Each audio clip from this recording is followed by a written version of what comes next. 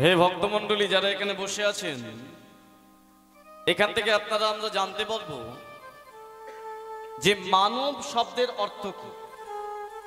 আপনি মানব কুলে জন্মগ্রহণ করেছেন, ভগবানের কৃপায় আমিও পেয়েছি, গোবর্ধনও পেল।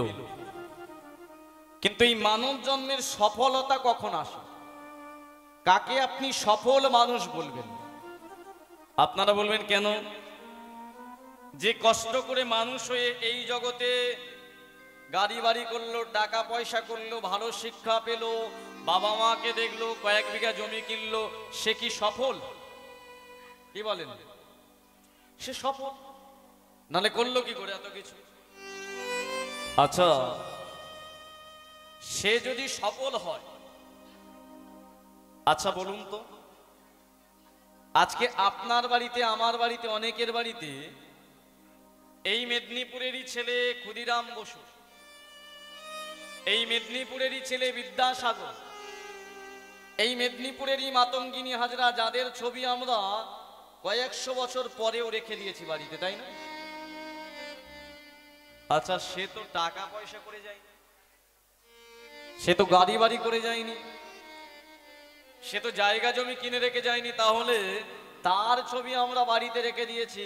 কিন্তু এ জগতে যে টাকা পয়সা গাড়ি বাড়ি করে গেল, তার ছবি সকলের বাড়িতে থাকবে? তাহলে এখান থেকে আপনারা কি বুঝবেন? যে কেউ কষ্ট করে বড় হয়ে টাকা পয়সা ইনকাম করে গাড়ি বাড়ি কিনলো, চললো, এটা কিন্তু মানব জন্মের সফলতা নয়। আগে জানতে হবে মানব শব্দের অর্থ কি। গোবর্ধন ছোট্ট ছেলে শিক্ষা দিয়ে গেল, মানব শব্দের অর্থ হলো মানব, তোমায় মানতে হবে। কি মানবে তুমি?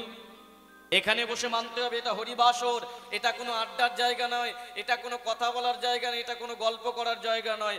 হরিবাসর মানে যেখানে ভগবান শ্রীহরি বাস করে। এখানে বসে যদি আপনি মান্যতা না দেন এই জায়গাটাকে, আপনি যদি গল্প করে যান, তাহলে জানবেন জীবনের সব থেকে বড় অপরাধ আপনি এখানে বসে করলেন, কোনো পুণ্যি তো দূরের কথা। যেমন স্কুলে গিয়ে মাস্টারমশাইয়ের কথাটা মন দিয়ে শোনা উচিত, হরিবাসরে বসেও আমার ভগবান যিনি সর্বশ্রেষ্ঠ মাস্টার তার কথা শোনা উচিত। এটাকে বলে মানা। মানব জন্মে আপনাকে মানা উচিত যে আপনার সৃষ্টিকর্তা একজন, আপনার বাবা মা না। বাবা মাকেও একজন পাঠিয়েছে। এই পৃথিবীর যিনি সৃষ্টিকর্তা, যিনি সকলের সৃষ্টিকর্তা, যার কৃপায়, যার দয়ায় আজ আমরা এখানে এসেছি, তিনি হলেন ভগবান। সেই ভগবানকে মানতে হবে আপনাকে। আপনার মানব ধর্মের প্রধান উদ্দেশ্য। হ্যাঁ, কি বলুন? আচ্ছা আচ্ছা আচ্ছা, মাইকের সমস্যা, ওখানে বলুন। জয় নিতাই, জয় গুরু। শুধু এটুকু মনে রাখুন, মানব শব্দের অর্থ হলো মানব, মানতে আপনাকে হবে। এবার কি মানবেন? যে আপনাদের আমাদের সকলের সৃষ্টিকর্তা ভগবান, তার কৃপায়, তার দয়ায় আমরা সকল কিছু করেছি, আর তিনি আমাদেরকে ধারণ করিয়ে রেখেছেন, যার দ্বারা তার নাম হলো ধর্ম। ধর্ম যা আমাদের ধারণ করে রাখে। আজকে এতগুলো মানুষকে বসিয়ে রেখেছে কে? আমি না, এ সাউন্ড দাদা না, আমরা না। ধর্মের কথা, ধর্ম সম্মেলন, ধর্মের কীর্তন আমাদেরকে বসিয়ে রেখেছে, ঠিক না ভুল? তাহলে ধর্ম আমাদেরকে ধারণ করে আছে, সেই সনাতন ধর্মের মানুষ আমরা। তাহলে সনাতন শব্দের অর্থ কি? সনাতন শব্দের অর্থ হলো যে নিজের জন্য সামান্য করে, সমাজের জন্য যে বেশি করে, সেই প্রকৃত সনাতনী। যেটা করেছিল ক্ষুদিরাম বসু, যেটা করেছিল বিদ্যাসাগর, যেটা করেছিল রামকৃষ্ণ দেব, যেটা করেছিল বিবেকানন্দ, যেটা করেছিল রামমোহন, যেটা করেছিল মাতঙ্গিনী হাজরা, যারা সমাজের জন্য সবকিছু করলো, তাই তো তাদের ছবি আজ আমাদের ঘরের মধ্যে। কিন্তু আমরা যা করে যাচ্ছি, আমাদের ছবি কেউ রাখবে না, কারণ আমরা স্বার্থপর। ছোট্ট গোবর্ধন ছোটবেলা থেকে প্রত্যেককে নীতি কথা শেখাতো, ওরে এই পৃথিবীতে এসেছিস কিছু নিয়ে নয়, আর যাবি যেদিন সেদিনও কিছু নিয়ে যেতে পারবি না, শুধু পড়ে রবে একটা কি, তোর কর্মফল। এলি খালি হাতে,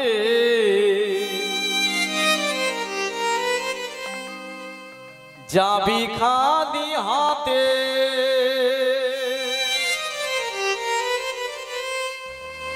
পড়িয়া রবে রে এই ভবের মাঝি ওরে পাগল মোনামা ওরে মানুষজন যে যেখানে আছিস সকলে শোন, সবকিছু পড়ে রবে, খালি হাতে এসেছিস, যাবি খালি হাতে। শুধু যাবার সময় একটা জিনিস যে আমাদের পার করাবে, যে নামের দ্বারা উদ্ধার হবো, সেই নামকে তোরা বল। সকলে মিলে দুই বাহু তুলে আমার সাথে প্রত্যেকে বলুন, বদন ভরে হরি হরি হরি বল।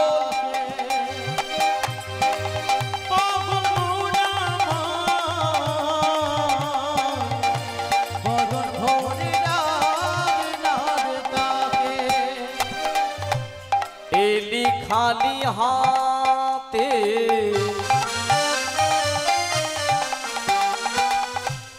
যাবি খালি হাতে,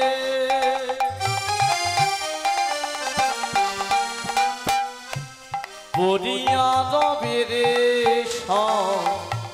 ভবের মাঝে ওরে মোনামা।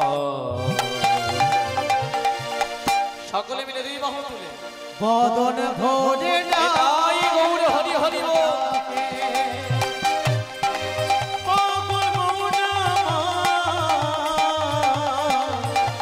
বদন ভরে কোথায় পেলি টাকার পাহাড়, দালান কোঠা বাড়ি,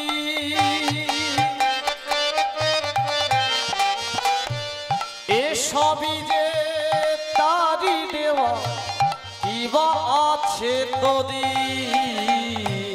কোথায় পেলি টাকার পাহাড়, দালান কোঠা বাড়ি, এসবই যে তারি দেওয়া কি বাছে তোরি। প্রতিটা মানুষ যারা আমরা এখানে আছি, আমাদের মধ্যে এমন অনেক আছে, চারখানা অহংকার আমাদের মধ্যে আছে। চারটে অহংকারের মধ্যে প্রথম অহংকার হলো সম্পত্তি বা টাকা পয়সার অহংকার। যাদের মধ্যে একটু টাকা পয়সা ধন দৌলত বেশি, এমন অনেক মানুষের মধ্যে বহু অহংকার আছে, ঠিক না বল? এরপরে বাবা সম্পত্তির অহংকার, এরপরে হলো শিক্ষার অহংকার। যারা দেখবেন একটু বেশি শিক্ষিত, উচ্চ শিক্ষিত, এরা মূর্খ মানুষদেরকে ঘৃণা করে, শিক্ষার একটা নিজে থেকে অহংকার করে। তারপরে হলো জাতির অহংকার। দেখবেন এমন অনেক মানুষ আছে যারা ব্রাহ্মণ কুলে, বৈষ্ণব কুলে, অধিকারী কুলে জন্মগ্রহণ করেছে। চ্যাটার্জি, ভট্টাচার্য যাদের পদবী, বন্দ্যোপাধ্যায় যাদের পদবী, এরা দেখবেন দাস মণ্ডল পুরকাইতদের ঘৃণা করে। অনেকে আছে, সকলে নয়, ঠিক না ভুল? আর এর উপরে একটা অহংকার, রূপের অহংকার। যাকে দেখতে সুন্দর, খুব ফর্সা, দেখবেন যে ফর্সা, এই যে ওর পাশে আমরা দাঁড়ালে ঘৃণা করে, ছবি তুলতে চাই না, কালো। কিন্তু বলুন তো মা, এই চারটে অহংকার করে কি ভগবানকে পাওয়া যায়? শিক্ষা দিয়ে গেল কে? গোবর্ধন জগৎ সমাজকে। ওরে যদি শিক্ষার দ্বারা ভগবানকে পাওয়া যেত, তাহলে এমএ বিএড করলেই পাওয়া যায়। শিক্ষার দ্বারা যদি তোর ছবি কারো বাড়িতে থাকতো, তাহলে শিক্ষার দ্বারা তুই পেতে পেতিস না। রূপের দ্বারাই যদি পেতিস, তাহলে পেতিস না। রূপের দ্বারা যদি ভগবানকে পাওয়া যেত, তাহলে যাকে সুন্দর সুন্দর দেখতে নায়িকারা তারা আগে পেত, তারাও পায়নি। যাদের টাকা পয়সা ভগবানকে কিনতে পারতো, পারেনি, তারা পায়নি, তাদের ছবিও সকলের বাড়িতে থাকে না। আর যারা উচ্চকুলে জন্মগ্রহণ করলো, তারা যদি পেত, তাহলে ব্রাহ্মণ বৈষ্ণবরা আগে ভগবানকে পেত, তাদের ছবি ঘরে রাখতো। কিন্তু জেনে রাখিস, যদি ভাবতে পারিস তুই কি কোথায় পেলি টাকার পাহাড়, দালান কোঠা বাড়ি,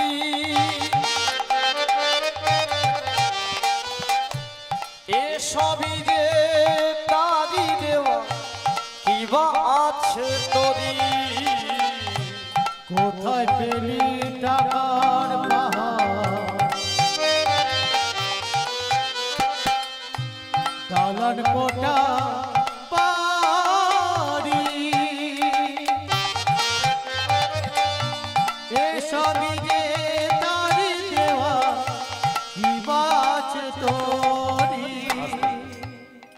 একটা কথা মনে রাখবে, এই কীর্তন সকলে বুঝতে পারবে না, সকলে কেন শুনবে না, অনেকে চলে যাবে। কেন? কীর্তন এমন একটা কঠিন বস্তু, সকলের বোঝার জন্য নয়। ব্রাহ্মণ বৈষ্ণব সমাজের কথা, কবিদের কথা সকলে কি বুঝতে পারবেন? একটা ছোট্ট গল্প আপনাদের সামনে বলি। একটা মেয়ের বিয়ে হওয়ার আগে, মন দিয়ে শুনুন, খুব শিক্ষণীয় গল্প, আপনারাও শুনবেন, শুনলে বুঝতে পারবেন। একটা মেয়ে বিয়ে হওয়ার 2 বছর আগে সে বৈষ্ণব ধর্মে দীক্ষা গ্রহণ করেছে, তিলক সেবা করে, আহ্নিক করে, ভগবানের নাম করে। তার ঠিক 2 বছর পরে তার বিয়ে হয়ে গেল। বিয়ে হওয়ার পরে যার বাড়িতে বিয়ে হলো, সেই বাড়িতে কে কে থাকে? তার স্বামী, তার শাশুড়ি আর তার একমাত্র শ্বশুর মশাই। এই কজনকে নিয়ে সংসার।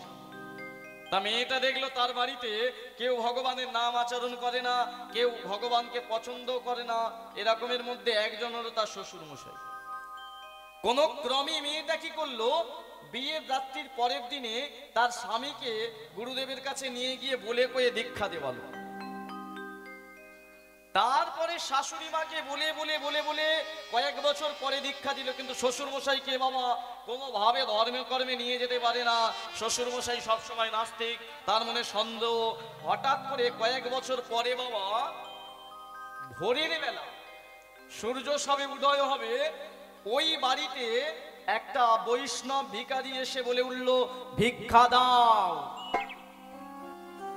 ভোরের বেলা, কেউ আছো বাড়িতে? একটু ভিক্ষা দাও আমাকে। যেই বাবা কণ্ঠটা শুনেছে, যে বৌমা ঘুমাচ্ছিল, সে ঘর থেকে উঠেই দরজা খুলে দেখলো তার বাড়িতে একজন ব্রাহ্মণ বৈষ্ণব ভিখারি এসেছে। সঙ্গে সঙ্গে দোতলার ওপর থেকে বলে উঠলো, বাবা এত তারা কিসের, একটু দাঁড়ান। বারবার বলছে ভিক্ষা দাও। এটা শুনে বৌমাটা বলছে, বাবা এত তারা কিসের, একটু দাঁড়ান। বৈষ্ণব ভিখারিটা বলে উঠলো, বড্ড ভয় লাগে। মন দিয়ে শুনুন, বৌমা কি বলল? এত তারা কিসের? আর ব্রাহ্মণ বেশি ভিখারি কি বলল? বড্ড ভয় লাগে। এই কথাটা কানে গেল, পাশের ঘরে শুয়েছিল শ্বশুর মশাই। কি ব্যাপার? এ তোমার বৌমার কণ্ঠস্বর শুনলাম। বৌমা যেন কি বলছে, এত তারা কিসের, আর কে যেন বলছে ভয় লাগে, নিশ্চয়ই কোনো ব্যাপার হচ্ছে ওদের মধ্যে। হ্যাঁ, অমনি ঘর থেকে উঠেছে, উঠে যেই দেখেছে, দেখলো যে না না না না, তো অন্য দেখা, নিচে ভিখারি একটা দাঁড়িয়ে আছে, আর উপর থেকে আমার বৌমা বলছে এত তারা কিসের। দেখি ওর সাথে কি কোনো সম্পর্ক আছে। উপর থেকে দাঁড়িয়ে লুকিয়ে লুকিয়ে শ্বশুর মশাই দেখছে যে তার বৌমা একটা জায়গায় ভিক্ষা নিয়ে ব্রাহ্মণ ঠাকুরকে যেই দিতে যাচ্ছে, ব্রাহ্মণ ঠাকুর বৌমাটাকে দেখে বলে উঠলো, মা বা বা বা, কি সুন্দর তোমার অঙ্গভূষা, ললাটে তিলক সেবা করে আছে। তাই ভিখারি ব্রাহ্মণটা প্রশ্ন করলো বৌমাকে, মা তোমার বয়স কত? যেই বলেছে বয়স কত, অমনি বৌমাটা বলে উঠলো, বাবা আমার বয়স 7 বছর। কত বললো? 7 বছর। বাহ, আচ্ছা তোমার স্বামীর বয়স কত? বলে আমার স্বামীর বয়স 5 বছর। কত বললো?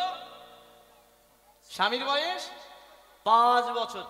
ব্রাহ্মণ ঠাকুর প্রণাম করে বলে উঠলো, বাবা বাবা, আচ্ছা তোমার শাশুড়ি মার বয়স কত? বলে আমার শাশুড়ি মার বয়স 2.5 বছর। যেই বলেছে 2.5 বছর, উপর থেকে শ্বশুর মশাই দাঁড়িয়ে মনে মনে ভাবছে, হ্যাঁ হরিনাম করে, তিলক সেবা আছে, আর কিরাম দাঁড়িয়ে দাঁড়িয়ে এই মিথ্যে কথা বলছে ব্রাহ্মণ ঠাকুরটাকে। আর ব্রাহ্মণ ঠাকুরটাই বা কেমন, ওর নাকি বয়স 7 বছর, অত বড় বয়স নেই। আর ওর স্বামী আবার 2 বছরের ছোট, বলে 5 বছর। আমার অর্ধাঙ্গিনী ও শাশুড়ি মা, তার বয়স নাকি আবার 2.5 বছর। দেখি আমার বয়স তো জিজ্ঞাসা করবে, কি বলে দেখি, তারপরে যাব। এবার ব্রাহ্মণ ঠাকুর জিজ্ঞাসা করছে, বাবা বাবা তোমার শাশুড়ি মার 2.5 বছর বয়স? বলে হ্যাঁ হ্যাঁ বাবা। আচ্ছা তোমার শ্বশুর মশাইয়ের বয়স কত? বলে তার তো এখনো জন্মই হয়নি।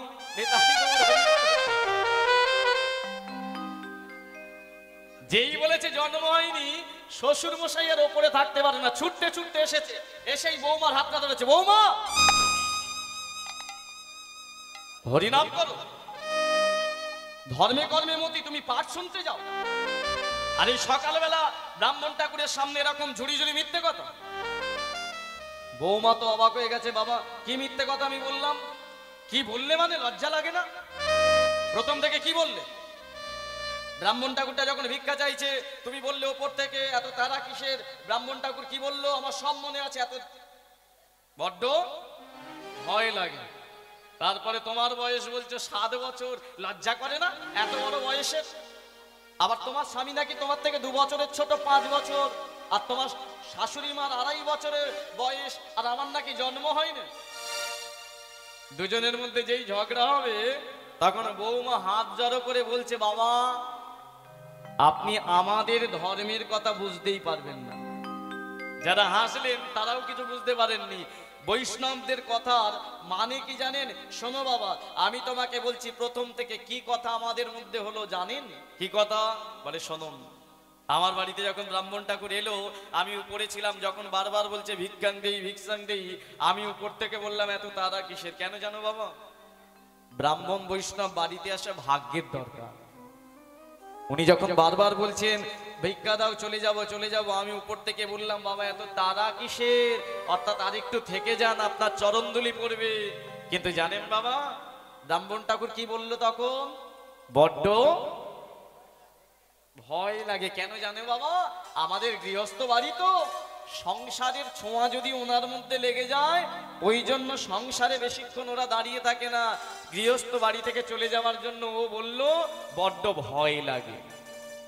শ্বশুর মশাই বলে এটা না হয় ঠিক আছে, কিন্তু তুমি যে বললে তোমার 7 বছর বয়স, সেটা তো মিথ্যে কথা। বলে না শোনো বাবা, আমার এই জগতের বয়সের কথা জিজ্ঞাসা করেননি উনি। আমি যে তিলক সেবা করে আছি, আমি যে ধর্মে দীক্ষা নিয়েছি বৈষ্ণব ধর্মে, আপনি তো জানেন আমার বিয়ের 2 বছর আগে আমি দীক্ষা নিয়েছি, নিরামিষ আহার করি। তাহলে আমার 5 বছর বিয়ে হয়েছে আর 2 বছর আগে দীক্ষা নিয়েছি, তাহলে আমার দীক্ষার বয়স কত হলো? 5 আর 2 7 বছর। শুনবে বাবা, আমি বিয়ের একদিন পরেই আপনার ছেলেকে দীক্ষা দিয়ে দিয়েছিলাম গুরুদেবের কাছে গিয়ে। তাহলে আমাদের 5 বছর বিয়ে হলে আপনার ছেলের দীক্ষার বয়স কত? 5 বছরই হবে। জানেন বাবা, অনেক কষ্টে বলে বলে বলে বলে আপনার যিনি বউ অর্থাৎ আমার শাশুড়ি মাকে 2.5 বছর পরে তবে গুরুগৃহে নিয়ে গিয়ে দীক্ষা দিয়েছি। তাহলে 2.5 বছর পর 5 বছর থেকে 2.5 বাদ গেলে কত থাকে? 2.5 বছর। আমার শাশুড়ি মার বয়স 2.5 বছর। কিন্তু দুর্ভাগ্যের বিষয়, আজও পর্যন্ত আপনাকে আমি নিয়ে যেতে পারলাম না গুরুগৃহে, আপনি দীক্ষাও নিলেন না। তাই তো ব্রাহ্মণ ঠাকুরকে বললাম যে আমার শ্বশুর মশাইয়ের জন্মই হয়নি। নিতাই কোথায় পেলি টাকার পাহাড়, দালানে কোথা বাড়ি,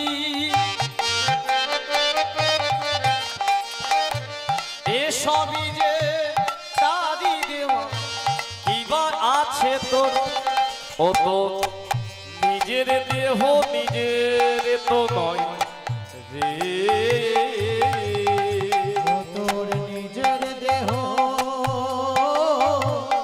নিজের তো নয় রে।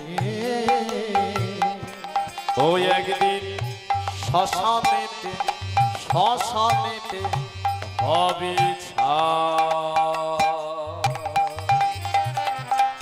যারা যারা বুঝলেন গানটির মানে একবার আমার সাথে 2 বাহু তুলে প্রত্যেকে প্রেমানন্দে গান আমার সাথে। নিতাই গৌর হরি বল হরি বল। বদন ভরে নিতাই নারে তাকে পাগল মোরা,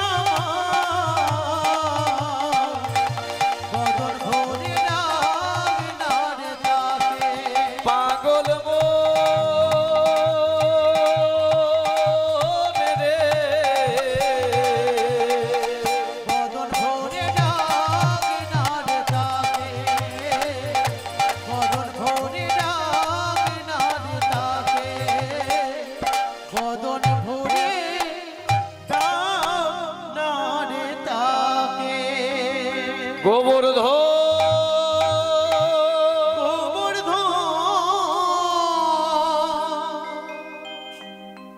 শালবনির গভীর জঙ্গলে কে যেন গোবর্ধনকে ডাকলো। কে ডাকলো?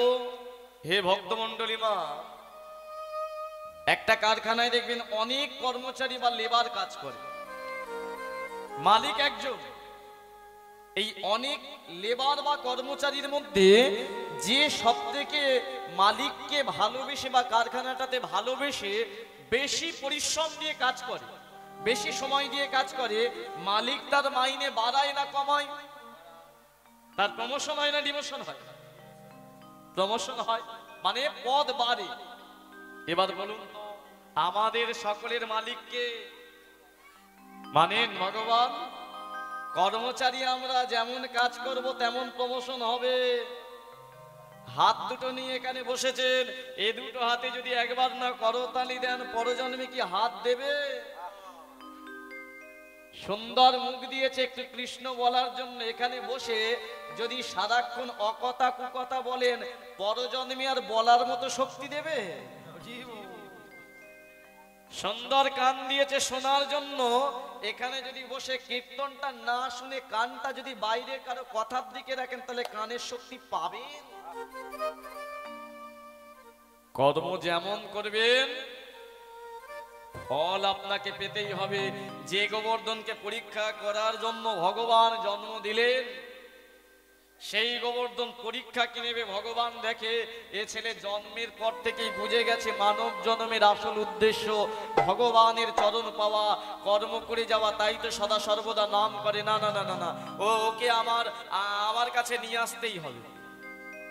কার স্মরণ হলো এটা? ভগবানের। কোন ভগবান?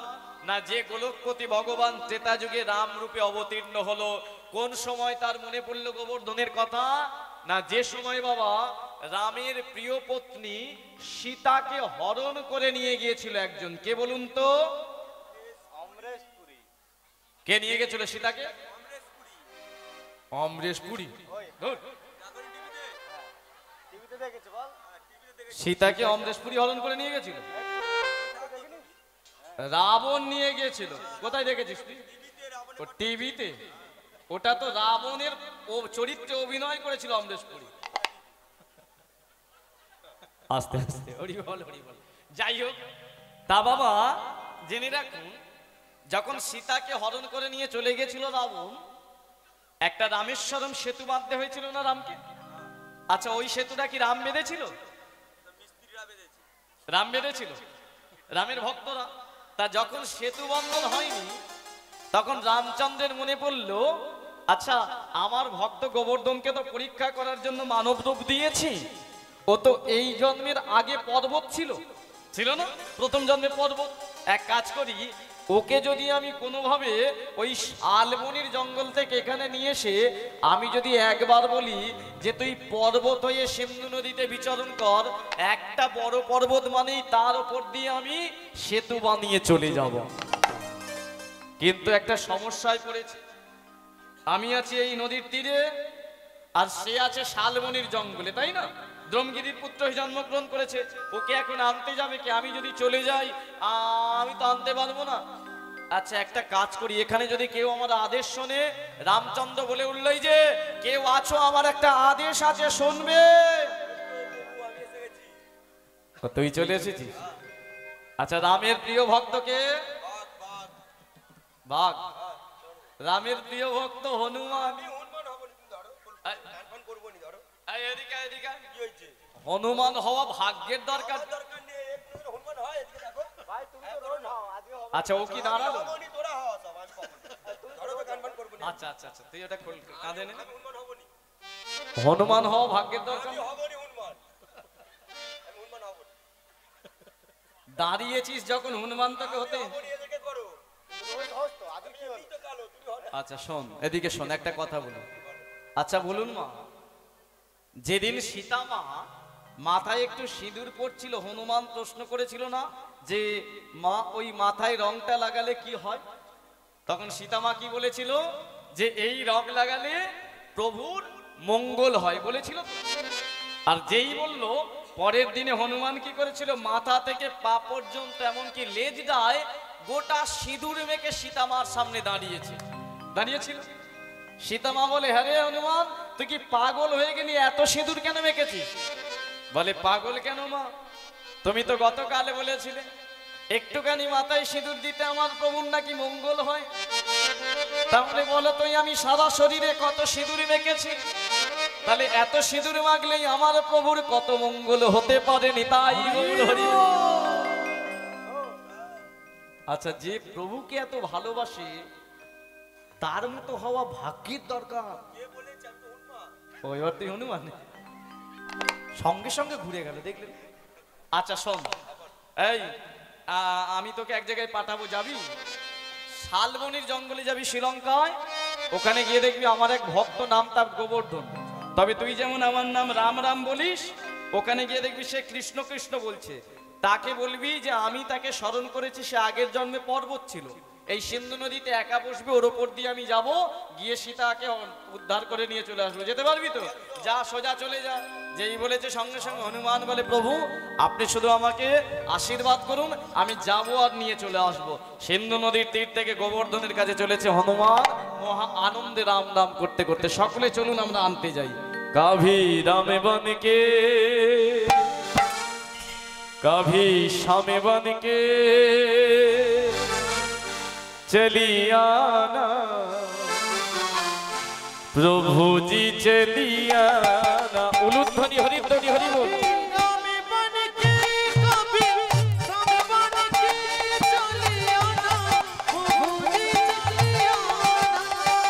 ओ कभी रामे बने के, कभी शामे बने के चलिया ना प्रभु जी चलिया ना।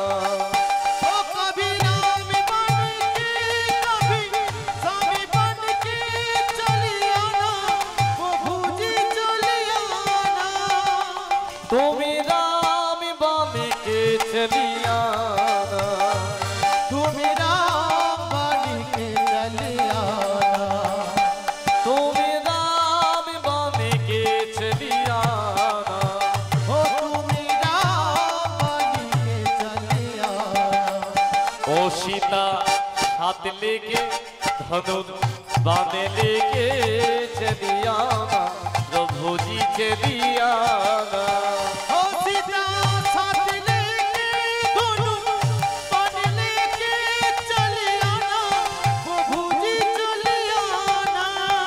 ভক্তমণ্ডলী, যখনই হনুমান রাম নাম করতে করতে শালবনির জঙ্গলে প্রবেশ করছে, সে শুনতে পাচ্ছে জঙ্গলের ভিতরে কে যেন গাইছে।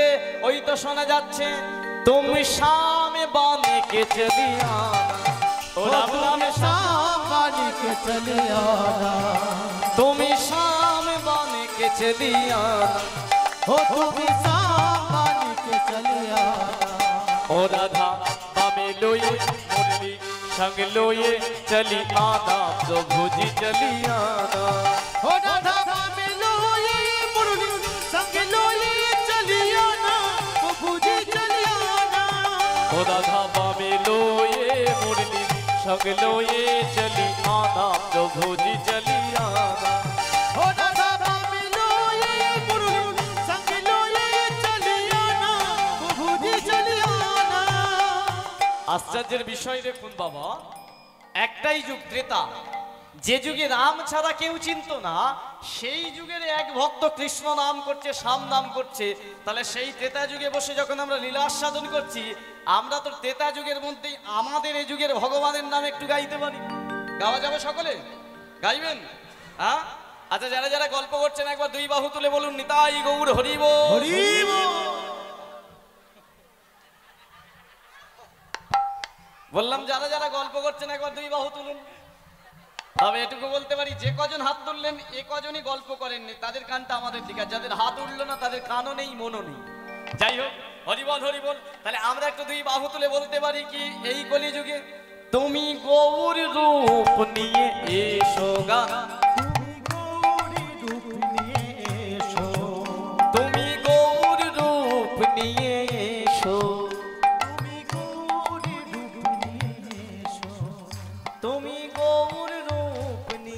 এসো গা। এদিকটা তবু একটু খেয়েছে, আর এদিকটা দেখো না, তুমি গৌর রূপ। না না না, সেবা সকলের হয়েছে, একটু জোর করে বলুন। তুমি গৌর রূপ নিয়ে এসো, বাবা ও দুটি বাহু তুলে মুখে হরি বলে চলে এসো, প্রভুজি চলে এসো। দুটি বাহু তুলে মুখে হরি বলে চলে এসো, প্রভুজি চলে এসো। ও দুটি বাহু তুলে মুখে হরি বলে চলে এসো, প্রভুজি চলে এসো। ও দুটি বাহু তুলে মুখে হরি বলে চলে এসো, প্রভুজি চলে এসো। আচ্ছা, এখানে কীর্তনটা কি এটা প্রথম বছর? প্রথম, তাই তো? ওই জন্য একটু অভ্যাস নেই, যাই হোক পরের বছর থেকে হয়ে যাবে। তবে যা আপনারা প্রথম বছরে যেটা করছেন এটা সকলে পারে না, তাই সকলে প্রেমানন্দে একসাথে গাইব।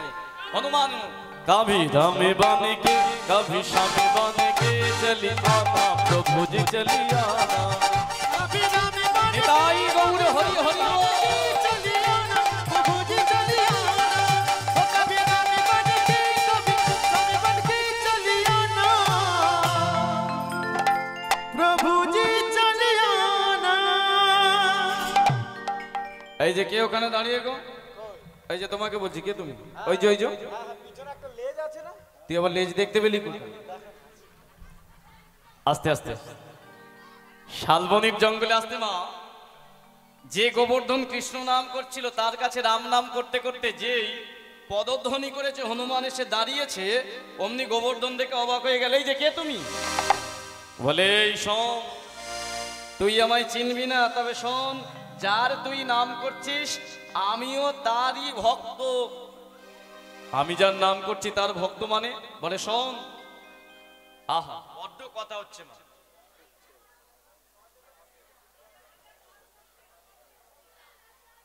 হরি বল হরি বল, আস্তে আস্তে মনে।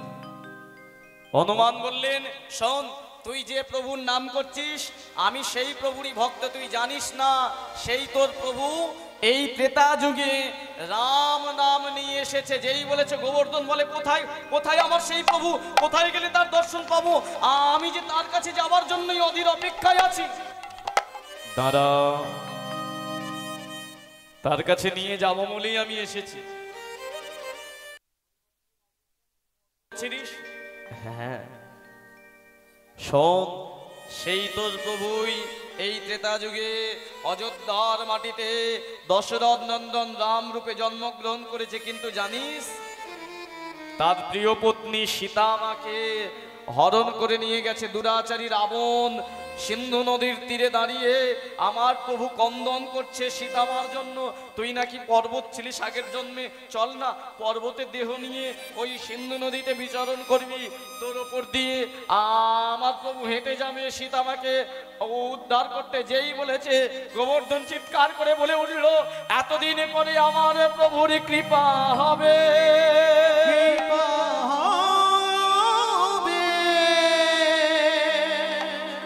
আমি আমার প্রভুর চরণে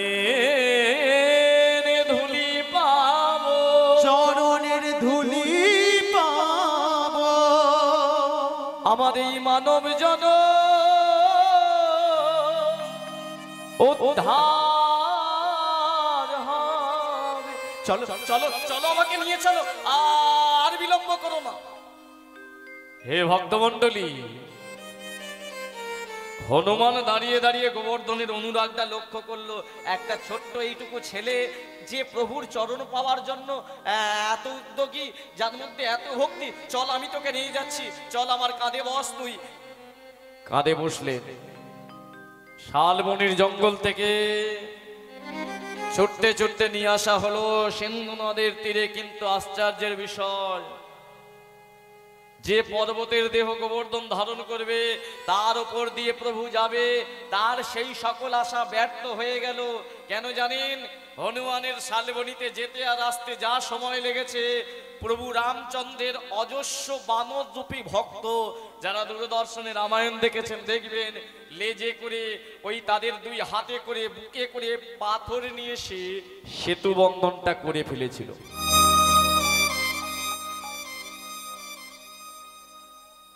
দূর থেকে গোবর্ধন জি দেখলো, একি যে সেতু বন্ধন আমি পর্বতের দেহ ধারণ করব, আমার ওপর দিয়ে আমার প্রভু যাবে, সেই সেতু বন্ধন হয়ে গেল।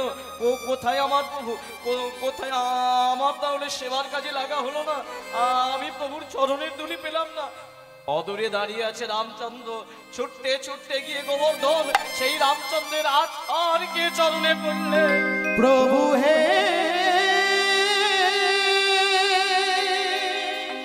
দয়াময়, ওগো দয়াময়,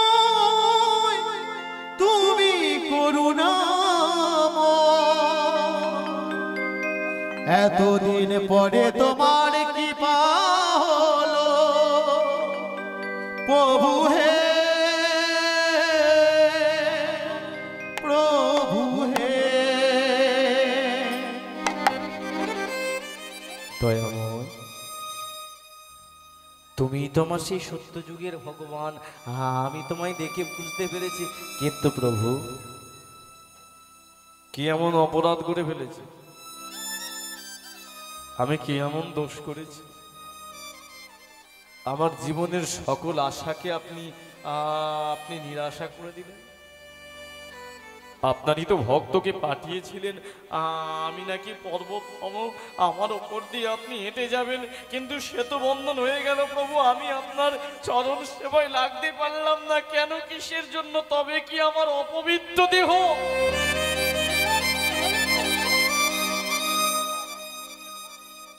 রামচন্দ্র দাঁড়ায় দাঁড়ায় অনুরাগ লক্ষ্য করছে কেমন।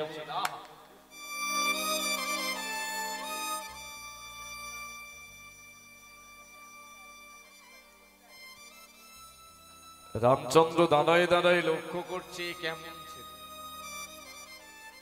যাকে পরীক্ষা করার জন্য জন্ম দিয়েছি, সেই ছেলেটা এসে পরীক্ষা দেওয়া দূরের কথা, সে যে আমার চরণ ছাড়া আর কিছু জানে না। গোবর্ধনকে বক্ষ মাঝে জড়িয়ে ধরেছে। গোবর্ধন,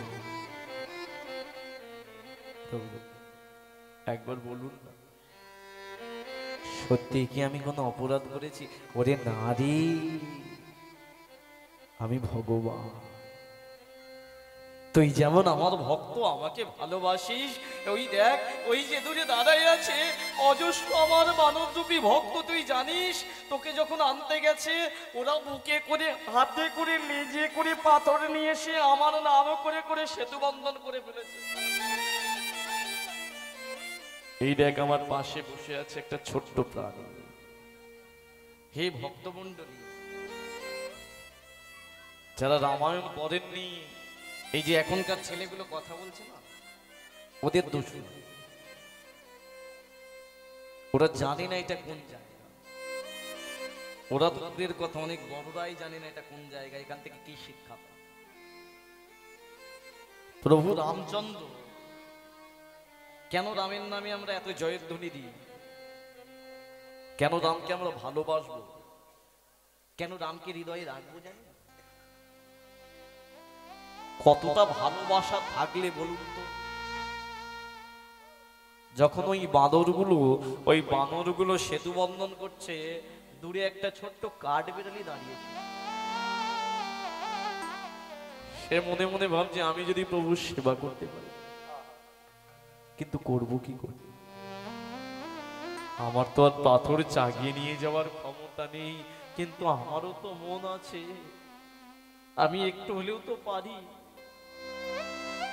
বালির মধ্যে নিজের গাটাকে ঘষাচ্ছে, লোমের ভেতরে দুই একটা বালির কণা ঢুকছে, মনে মনে বলছে, প্রভু রামচন্দ্র, যতটুকু আমাকে ক্ষমতা দিয়েছো, আমি এই ক্ষমতা দিয়েই তোমার চরণ সেবা করবো।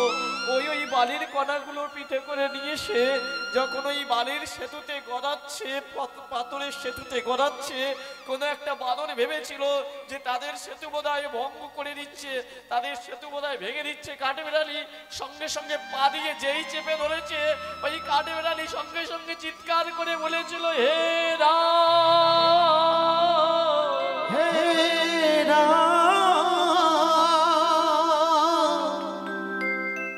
একেবারে করুণা করো, দয়া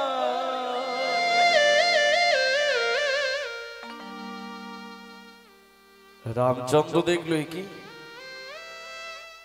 একটা বানরের পায়ের তলায় কাঠবিড়ালি, সঙ্গে সঙ্গে গিয়ে হাতটা নিয়ে নয় ওই কাঠবিড়ালিটাকে বানরের পায়ের তলা থেকে উদ্ধার করে বলে উঠলো, ওরে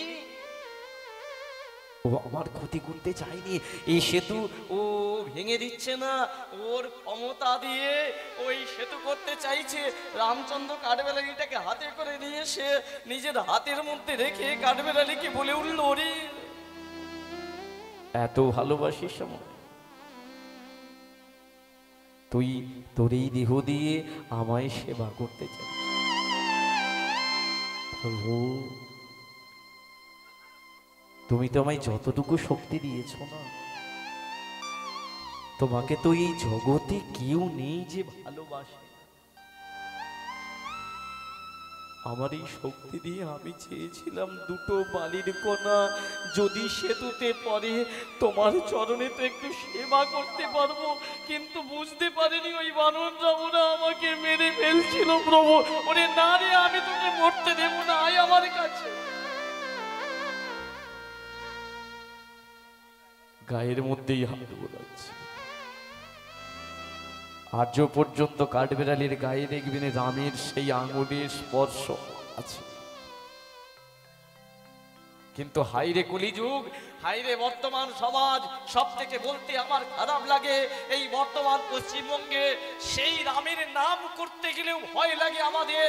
এমন রাজনীতির শিকার আমরা, এমন একটা জায়গায় বাস করি, এমন একটা দেশে বাস করি, সর্বধর্ম আজকে সর্ব রাজনীতি রামকে নিয়েছে। রামায়ণকে শিক্ষা দেয় জানেন, চারটে ভাই ছিল রামায়ণ, রাম লক্ষ্মণ ভরত শত্রুঘ্ন। শিক্ষা কি দিয়ে গেল জগৎকে? মন দিয়ে শুনুন, মানুষের জীবনে চারটে জিনিস থাকে, ধর্ম, অর্থ, কাম, মোক্ষ। এই চারটে নিয়েই আমাদের মানব জন্ম তৈরি। ধর্মের প্রতীক কে? প্রভু রামচন্দ্র। যে ধর্মকে জিনিস দেখিয়ে গিয়েছিল, শুধু বাবা একবার বলেছিল যে তোকে বনবাসে যেতে হবে 14 বৎসর, একটা কথা শুনে কোনো পিছু না জানিয়ে, কাউকে কোনো কিছু না জানিয়ে সোজা চলে গিয়েছিলেন বনবাসে। আশ্চর্যের বিষয়, রামচন্দ্র যখন বনবাসে যাবেন,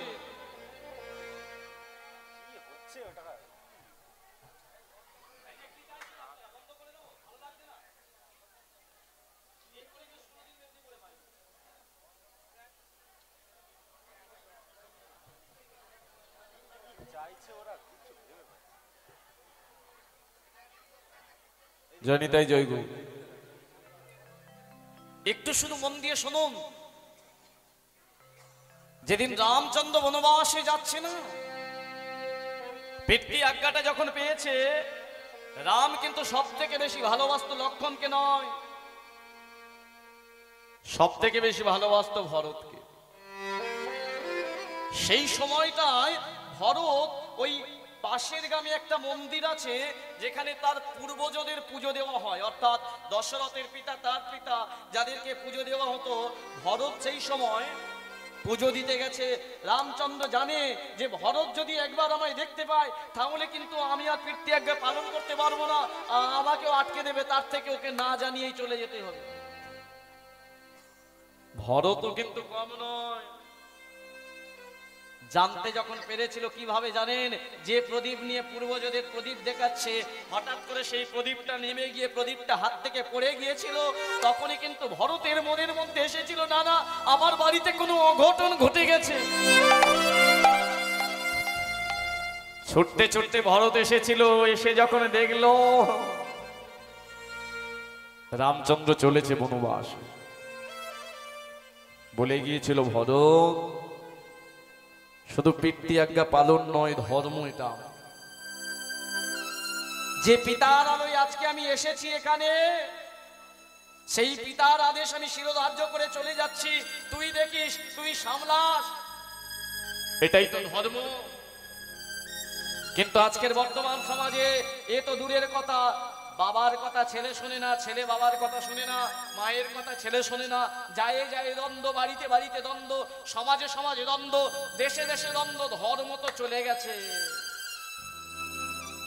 দেখিয়ে গিয়েছিল রাম ধর্ম কাকে বলে। অর্থ, ধর্মের পরে আসে অর্থ। যে অর্থের বলে আজকে আমরা বলিবান, আমার ব্যাংকে যদি কয়েক কোটি টাকা থাকে, আমি না মানুষকে মানুষ বলে মনে করি না। অহংকারী, গলায় দুটো সোনার চেন পরি, হাতে একটা বালা পরি, অহংকারী হয়ে যায়। কিন্তু জানেন অর্থ ছিল কার? ভরতের। সর্বস্ব ছেড়ে দিয়ে যখন চলে গেল রামচন্দ্র, কিন্তু বিশ্বাস করুন অত অর্থ পাওয়ার পরেও ভরত কোনদিন সেই অর্থকে ভোগ করেনি। সিংহাসনটাই কি করেছিল? রামের চরণের পাদুকা দুটো রেখে বলেছিল, দাদা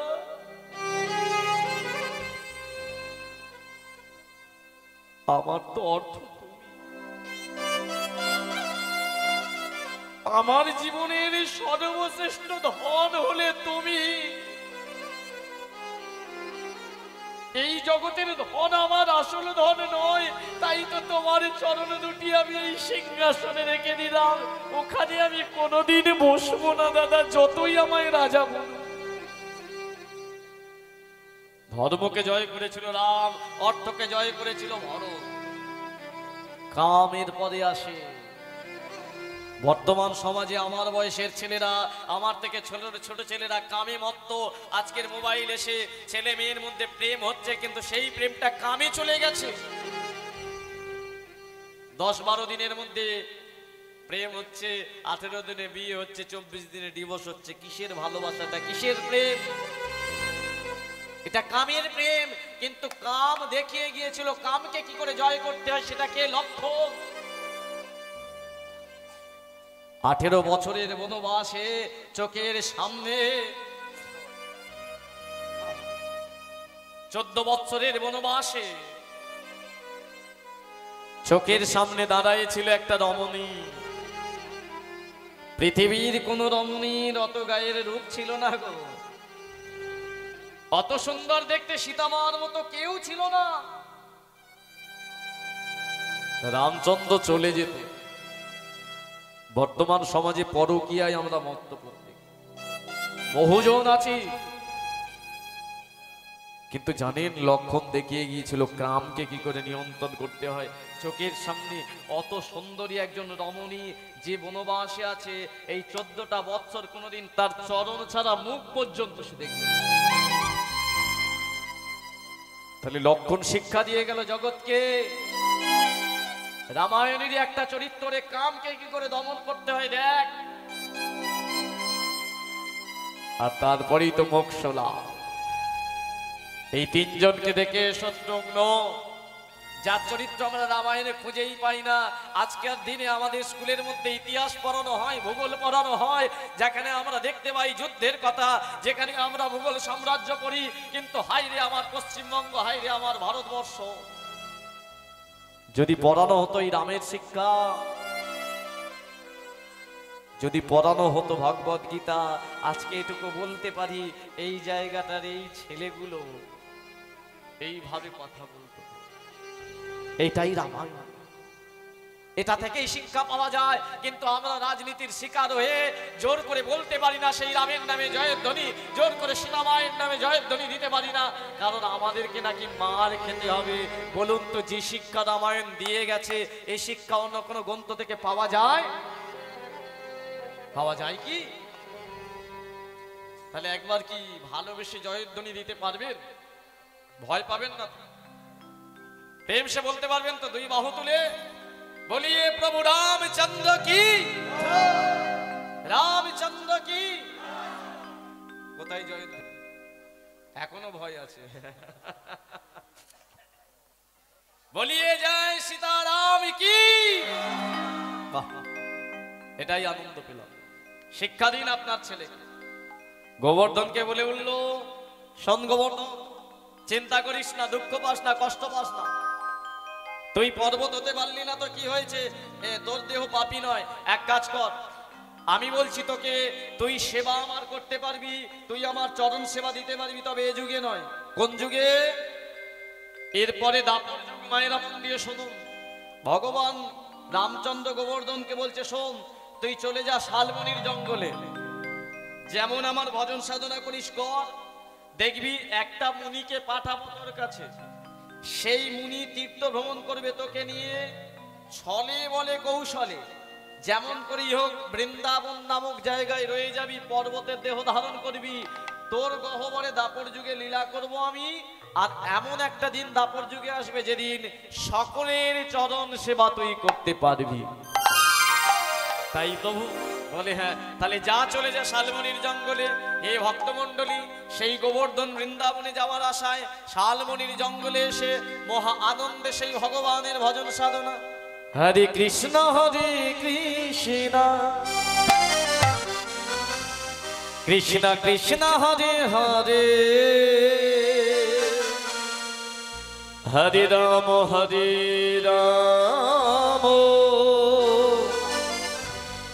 রাম রাম হরে হরে, হরে সকলে প্রেম হলো। হরে কৃষ্ণ কৃষ্ণ কৃষ্ণ হরে হরে, হরে রাম রাম রাম হরে হরে, হরে কৃষ্ণ কৃষ্ণ কৃষ্ণ কৃষ্ণ হরে হরে, হরে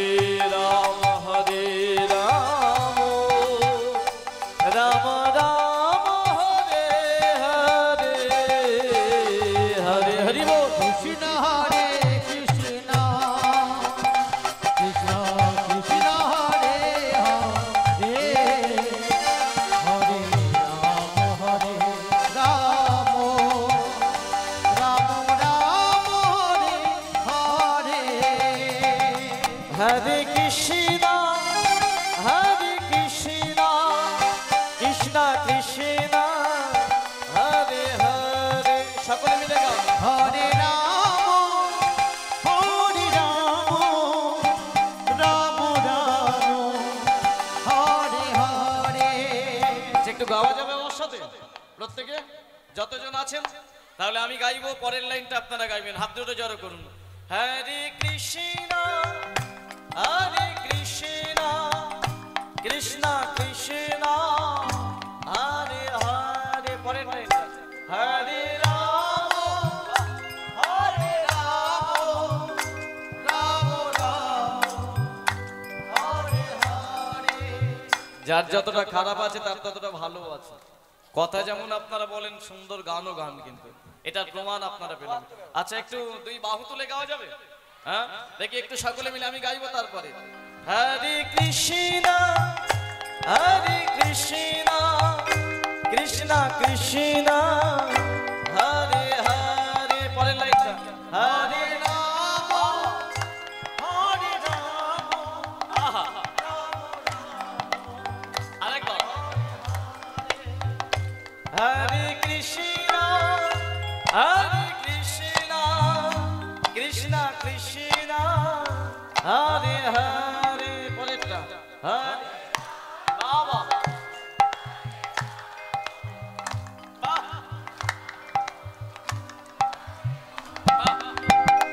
হরে কৃষ্ণ কৃষ্ণ কৃষ্ণ কৃষ্ণ হরে হরে, হরে রাম রাম রাম হরে হরে, হরে কৃষ্ণ কৃষ্ণ কৃষ্ণ হরে হরে, হরে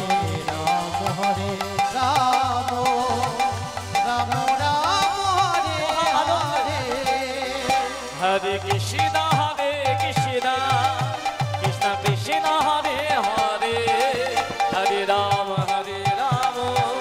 রাম রাম হরে হরে। তাই গৌর হরি গোবর্ধন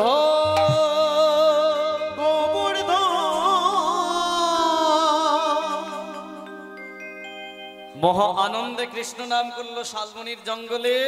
ঠিক ভোরের বেলা কে যেন এসে ডাকলো গোবর্ধন, আর যেই গোবর্ধন মুখটা ফিরে তাকিয়েছে দেখতে পেল তার সামনে একজন ঋষি দাঁড়িয়ে আছে। কে সেই ঋষি? আস্তে মা, যার নাম হলো পুলস্ত ঋষি। কি নাম বললাম? পুলস্ত ঋষি। এই পুলস্ত ঋষি কিন্তু রাবণের সম্পর্কে দাদু ছিল, কিন্তু সে ছিল রামের ভক্ত। আগের দিন রাত্রিবেলা রামচন্দ্র গোবর্ধনকে বৃন্দাবনে পাঠানোর জন্য এই পুলস্ত মুনিকে স্বপ্ন দিয়ে বলেছিল, মুনিবর ঘুমাচ্ছে, তার মধ্যে স্বপ্ন দর্শন করছে। রামচন্দ্র যেন বলছে, পুলস্ত আপনি আমার ভক্ত, আমার নাম করেন, আমি তাতে সন্তুষ্ট। তবে যদি কিরাম প্ল্যান দেখ, যদি কোনো কৃষ্ণ ভক্তকে নিয়ে সকল তীর্থ ভ্রমণ করতে পারো, তীর্থ ভ্রমণ শেষ হলেই আমি সামনে গিয়ে তোমাকে দর্শন দেব। পুলস্ত মুনির ঘুম ভেঙে গেছে। একই স্বপ্ন আমি পেলাম, আমি যদি কোনো কৃষ্ণ ভক্তকে নিয়ে তীর্থ ভ্রমণ করি তাহলে আমাকে প্রভু সাক্ষাৎ সামনে থেকে দর্শন দেবে। ভোরের বেলায় ছুটতে ছুটতে চলেছে গোবর্ধনের কাছে, কারণ সে জানে এই এলাকায় একজনই কৃষ্ণ ভক্ত আছে, যার নাম গোবর্ধন। একই ঋষিবর আপনি এখানে? বলে শোন, তোর কাছে এসেছি একটা বিশেষ কারণে। বলে কি কারণ? বলে শোন, আমি স্বপ্ন দর্শন পেয়েছি, আমি যদি কোনো কৃষ্ণ ভক্তকে নিয়ে তীর্থ ভ্রমণ করি তাহলে সামনে থেকে আমাকে প্রভু দেখা দেবে। তুই তো প্রভুর ভক্ত, প্রভুর নাম করিস, এক কাজ কর না। বলে কি? আমার সাথে চল না তীর্থ ভ্রমণে, আমি যখন দেখতে পাবো আমার সাথে তো তুইও থাকবি, তোরও দেখা হয়ে যাবে। যেই বলেছে এবার গোবর্ধন মনে মনে ভাবলো, আচ্ছা প্রভু রামচন্দ্র যে আমাকে বলে দিয়েছিল একটা মুনির দ্বারা বৃন্দাবনে চলে যেতে, তাহলে এটাই কি সেই মুনি নাকি? মনের মধ্যে সন্দেহ জাগছে, কিন্তু মনে মনে ভাবছে এ যদি বৃন্দাবন না যায় তাহলে তো যাওয়াটা বেকার হবে। আমার বৃন্দাবনে চালাকি করে থেকে যেতে বলেছে, এক কাজ করলে হয় না, জিজ্ঞাসা করে দেখলেই তো হয়। হ্যাঁ, এই যে মুনিবার আমি যেতে পারি, আগে আপনি বলুন তো কোন কোন তীর্থে যাবেন? বলে শোন, আমি প্রথম শুরু করব গয়া দিয়ে, তারপরে যাব কাশীতে, তারপরে যাবে মথুরা, তারপরে যাব বৃন্দাবন। যাব মুনিবর। আর পরের গুলো শুনতে চাইলো না। যেই বলেছে বৃন্দাবন, গোবর্ধন জানে না না না না, বৃন্দাবন আছে মানে ওখানেই থেকে যাব। কিন্তু আমাকে তো রামচন্দ্র বলে দিয়েছে চালাকি করে চলে যেতে, চতুরালি করে থাকতে। আমায় বৃন্দাবন থেকে আর পরের তীর্থ গেলে হবে না, ওই বৃন্দাবনে থেকে যেতে হবে। শুনুন মুনিবর, আমি যেতে পারি আপনার সাথে, কিন্তু তিনখানা শর্ত আপনাকে মেনে নিতে হবে। পুলস্ত মুনি ঋষি মনে মনে ভাবছে, হ্যাঁ আমার সাথে শর্ত? আমার সাথে হ্যাঁ, কি শর্ত দেব ওইটুকু ছেলে? হ্যাঁ, খিদে পেলে হয়তো একটু খাওয়াতে হবে ওকে, আর বড় কি দেবে? বলে আপনি মানতে পারবেন? বলে এই তোর কি কি শর্ত বল। গোবর্ধন বলছে, আমার প্রথম শর্ত হলো আমি কিন্তু পায়ে হেঁটে আপনার সাথে যেতে পারবো না, কাঁধে করে যাবো। নিয়ে যেতে পারবেন? যে জন কৃষ্ণ বাজে সে হয় কি ফতুর, এটা বলে ফতুর। যে জন কৃষ্ণ বাজে সে হয় চতুর, তবে ফতুর হয়ে চতুর হয়। ফতুর মানে নিঃস্ব হয়ে যাওয়া। আপনি কৃষ্ণ ভজন করলেন নিঃস্ব হয়ে যাবেন। কি নিঃস্ব হবে? আপনার টাকা পয়সা চলে যাবে, গাড়ি বাড়ি চলে যাবে না, এই দেহ থেকে মান অভিমান অহংকার নিঃস্ব হয়ে যাবে। প্রেম জাগ্রত হবে, আর সেই প্রেম কৃষ্ণ পাওয়ার জন্য চতুরালি করবে। তাই প্রথমে শেষ হতে হবে, পরে গঠন হবে। গোবর্ধন মনে মনে ভাবছে আমায় চতুরালি করে যেতে হবে। এই যে কি হলো, পারবেন কাঁধে করে নিয়ে যেতে? পুলস্ত ঋষি মনে মনে ভাবছে একটা পেয়েছে কৃষ্ণ ভক্ত, ছেড়ে কেন দেবো? এই তুই এইটুকু ছেলে, চল কাঁধে করেই নিয়ে যাবো। ও রাস্তায় মাঝে মধ্যে এক একবার বলবো, বাবা একটু নেমে দাঁড়ানো। এই যে মুনিবর পারবেন কি? বলে হ্যাঁ, তোকে কাঁধে করে নিয়ে যেতে পারবো। বল তো দ্বিতীয় শর্ত। বলে দ্বিতীয় শর্ত হলো আমি কিন্তু এই মানুষের রূপ ত্যাগ করে পর্বতের রূপ ধারণ করব। পুলস্ত ঋষি বলে, আরে এটা আবার কি কথা? সবাই তো চাই মানুষ হতে, তাই না? আমরা কেউ এখানে যদি কাউকে বলি কেউ পর্বত হবেন, আমরা মানুষই হতে চাই, তাই না? হ্যাঁ, কত সুন্দর আমরা দেহ পেয়েছি, কি সুন্দর সেজে গুজে এসে এখানে বসে আছি ফেয়ার লাভলি মেয়েকে, তাই না? হ্যাঁ, কিন্তু যে হাত দিয়ে ফেয়ার লাভলি মাখছি, এই হাতে যদি না একটু ভজন সাধন করি, পরের জন্মে তার ফেয়ার লাভলি মাখার হাতটাই পাবো না। তাই না? কিন্তু আশ্চর্যের বিষয় গোবর্ধন বলল পর্বত হব। কেন জানেন কি কারণে? মুনিবর প্রশ্ন করলো, হ্যাঁ রে সবাই মানুষ হতে যায়, তুই পর্বতের দেহ নিয়ে কেন যাবি? কি কারণে করলো দেখুন, তার কত মাথায় বা অন্তরে ভক্তি। এই ভক্তমণ্ডলী, আমরা তীর্থে যখন যাই আমরা কি উদ্দেশ্য নিয়ে যাই? আমাদের তীর্থে যাওয়ার কারণটা কি? বলে ঘটি বাটি পাঞ্জাবি কাকাতুয়ার প্যারা। ঠিকই বলেছে। আমরা পুরী ধামে গেলে সমুদ্রে শুধু আচার বা ঢেউ খেতে যাই, আর হোটেলে গিয়ে বিরিয়ানি, তার সাথে সেলফি। আর বৃন্দাবন নবদ্বীপে গেলে তো ঘটি বাটি চাবির রিং চাদর গামছা, ছেলে মেয়েদের জন্য নানা নিধি কিনতে হয়। এই যে এত কিছু কিনতে কিনতে আসল যে উদ্দেশ্য ভগবানের চরণ পাওয়া হয় না। কেন? আমরা মানুষ, আমাদের এত চাহিদা প্রচুর। এই ধরে নিন, এই কনকনে ঠান্ডায় শীতকালে কাঁথা লাগছে, চাদর লাগছে, গরমকালে মাথার উপরে পাখা, আবার বর্ষাকালে ছাতা লাগে, শরীর খারাপ হলে খিদে পেলে আর ঘুম পেলে ঘুম লাগে, বিছানা লাগে, তাই না? এই যে এত চাওয়ার জন্য আর গোবিন্দ দর্শন হয় না, ভক্তি পাওয়া যায় না। গোবর্ধন ভাবলো, আমি যদি মানুষ থেকে পর্বত হয়ে যাই আমার কিচ্ছু চাওয়া থাকবে না, শুধু একটাই চাওয়া ভগবানের চরণ। তার জন্য নিজে থেকে, দেখুন কত বড় ভক্ত, মানুষ থেকে পর্বত হবে বলল। পুলস্ত মুনি বলে, বাহ বাহ বাহ বাহ, তুই পর্বত হবি, তোর কথা শুনে ভালো লাগলো, ঠিক আছে, বলতো 3 নম্বর শর্ত। বলে খুব কঠিন। বলে যত কঠিনই হোক আমি মেনে নেব। বলে শোনুন মুনিবর, আমাকে কাঁধে করে নিয়ে যেতে যেতে, যে শুনে রাখুন, কাঁধে করে নিয়ে যেতে যেতে যদি কোনো স্থানে একবার ভুল করে নামিয়ে ফেলেন, আমি কিন্তু সেখান থেকে আর আপনার সাথে কোনো তীর্থে যাব না। পুলস্তমুনি মনে মনে ভাবলো, ভেবেছিলাম একটু নামিয়ে রাখবো, আবার এই শর্ত দিচ্ছে। না না, 4-5 দিন হাঁটার পরে ওর তো মানবিকতা আছে, একবার হলেও নেমে দাঁড়াবে। হ্যাঁ, আমিও হারবো কেন? এই তো 3 নম্বর শর্ত মেনে নিলাম, কাঁধে করে নিয়ে যেতে যেতে যদি কোনো স্থানে নামিয়ে রাখি, আর তোকে আমার সাথে যেতে হবে না, চল পর্বতের রূপ ধারণ কর। যেই বলেছে বাবা, তার মানুষের দেহের যা ওজন ছিল, দেহের ওজনটাকে 2 ভাগ কমিয়ে নিল। ধরে নিন মানুষের ওজন 60 কেজি ছিল, সেটাকে 2 ভাগ কমিয়ে নিল।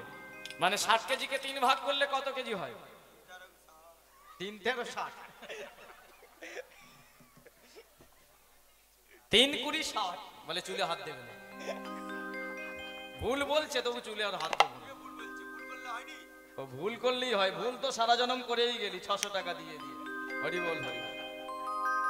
কদিন আগে এমন চুলের মুঠি ধরেছিল ঠাকুমা বলার মতন নয়। শুনুন একটা ছোট্ট ঘটনা বলি। এই 4-5 দিন আগে ওর এখন ইচ্ছে হয়েছে ফ্রিজ কিনবে। এবার ও টাকা চুরি করে ওর ঠাকুমার প্রচুর, সত্যি ঘটনা, ইউটিউবের মধ্যে বলে গেল। তা ঠাকুমাকে সেকেলের মানুষ, এই ঠাকুমা একটু টাকা দাও না, আমি কিছু টাকা দাও, আমি একটা ফ্রিজ কিনবো। ঠাকুমা বলে, একটা ফ্রিজ কি? বলে যা কিছু রাখবে তার মধ্যে খুব ভালো থাকে। ঠাকুমা বলে যা রাখবো ভালো থাকে? বলে হ্যাঁ, খুব সুন্দর থাকে। বলে তাই নাকি?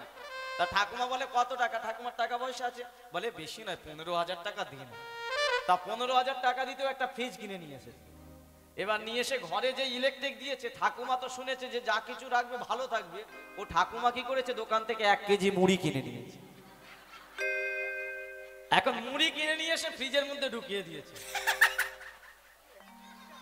হাসি দেখো। সকালবেলা এখন ঠাকুমা জানে তো রাত্রিবেলা রেখেছে, সকালে ভালো থাকবে, পরের দিন একাদশী খাবে। ও বাবা, পরের দিন ফ্রিজ খুলে দেখে 1 কেজি মুড়ি 100 এসে দাঁড়িয়েছে।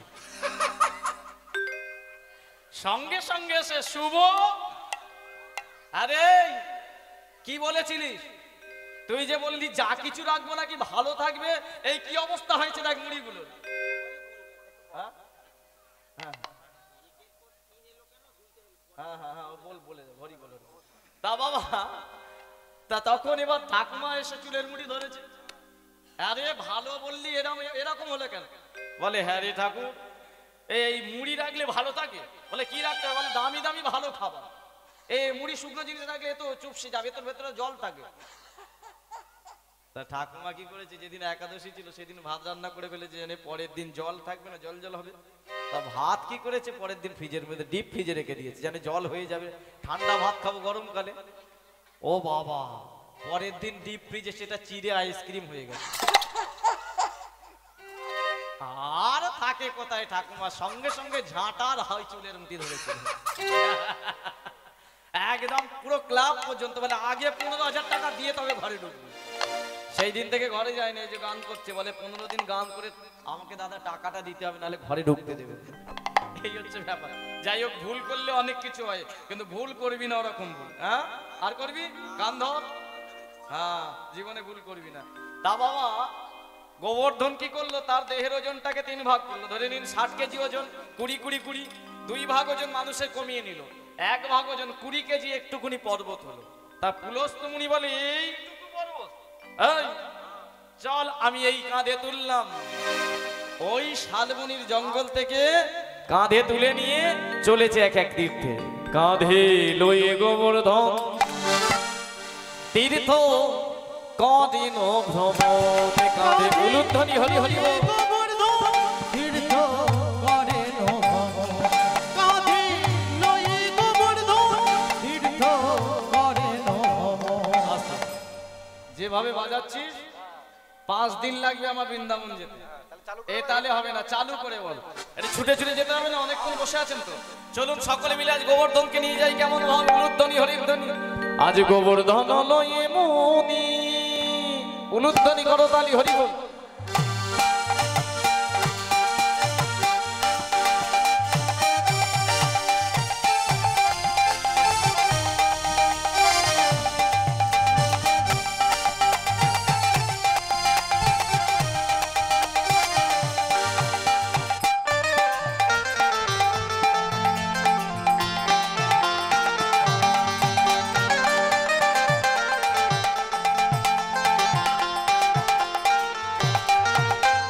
গোবর্ধন লয়ে মুনি গয়া ধামে আইলো, হরি হরি বল। গোবর্ধন লয়ে মনি গয়া ধামে আইলো, গোবর্ধন লয়ে মনি গয়া ধামে আইলো, গয়া ধামে হয়ে মুনি কাশী ধামে ধাইলো, গয়া ধামে হয়ে মনি কাশী ধামে ধাইলো, গয়া ধামে হয়ে মুনি কাশী ধামে ধাইলো, গয়া ধামে হয়ে মনি কাশী ধামে ধাইলো, কাশী ধামে হয়ে মুনি উলুধ্বনি উলুধ্বনি।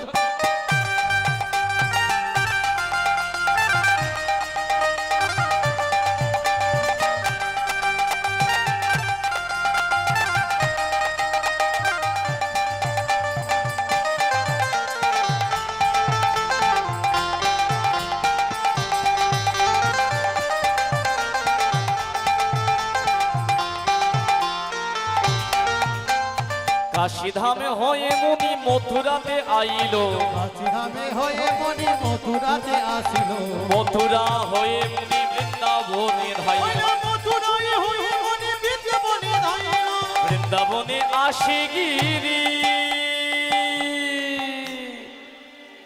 ওরে বাবা,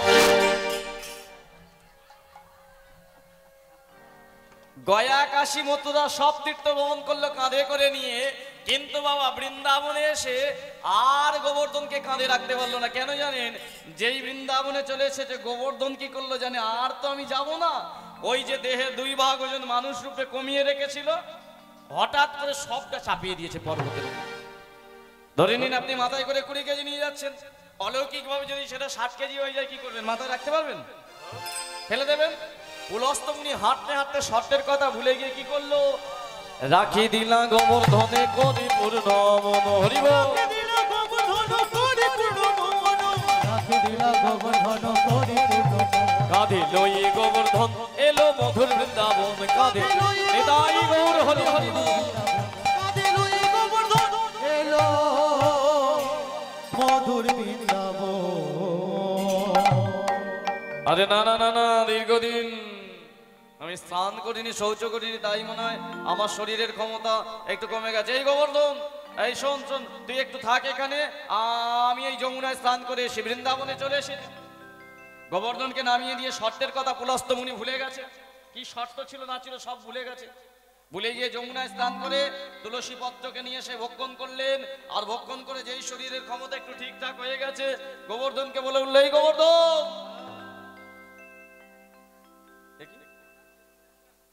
আরে এখানটাই তো রেখে গেছিলাম, কিন্তু এখানে এত বড় পর্বত হলো কি করে?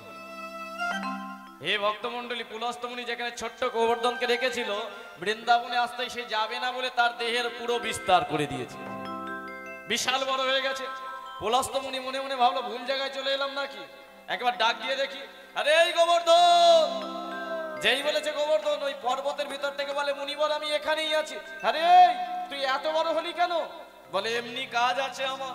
এই যাই কাজ দেখ, শোন, এই এই তীর্থ ভ্রমণ হলেই আমাদের প্রভু সাক্ষাৎ দর্শন দেবে, আয় চলে আয়, ছোট হয়ে একবার আমার কাঁধে বস।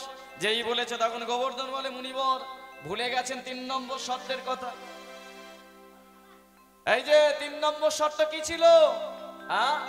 যেখানে নামিয়ে রাখবেন সেখান থেকে আমি আরে ঘরে যাব না, আরে ঘরে যাব না, আরে ঘরে যাব না, বৃন্দাবনে থাকবো আমি, আরে ঘরে যাব না, এই বৃন্দাবনে থাকবো আমি, আরে ঘরে যাব না, ওই রাধা কৃষ্ণের চরণ দর্শন, আমি আরে ঘরে যাব না, এই ব্রজের লীলা দর্শন, আমি আরে ঘরে যাব না, ওই যুগলে চরণ বক্ষে বলে, শোনো শোনো মুনিবর, ব্রজের লীলা দর্শন করিব, শোনো শোনো মুনিবর, আরে ঘরে যাব না, আরে ঘরে যাব না।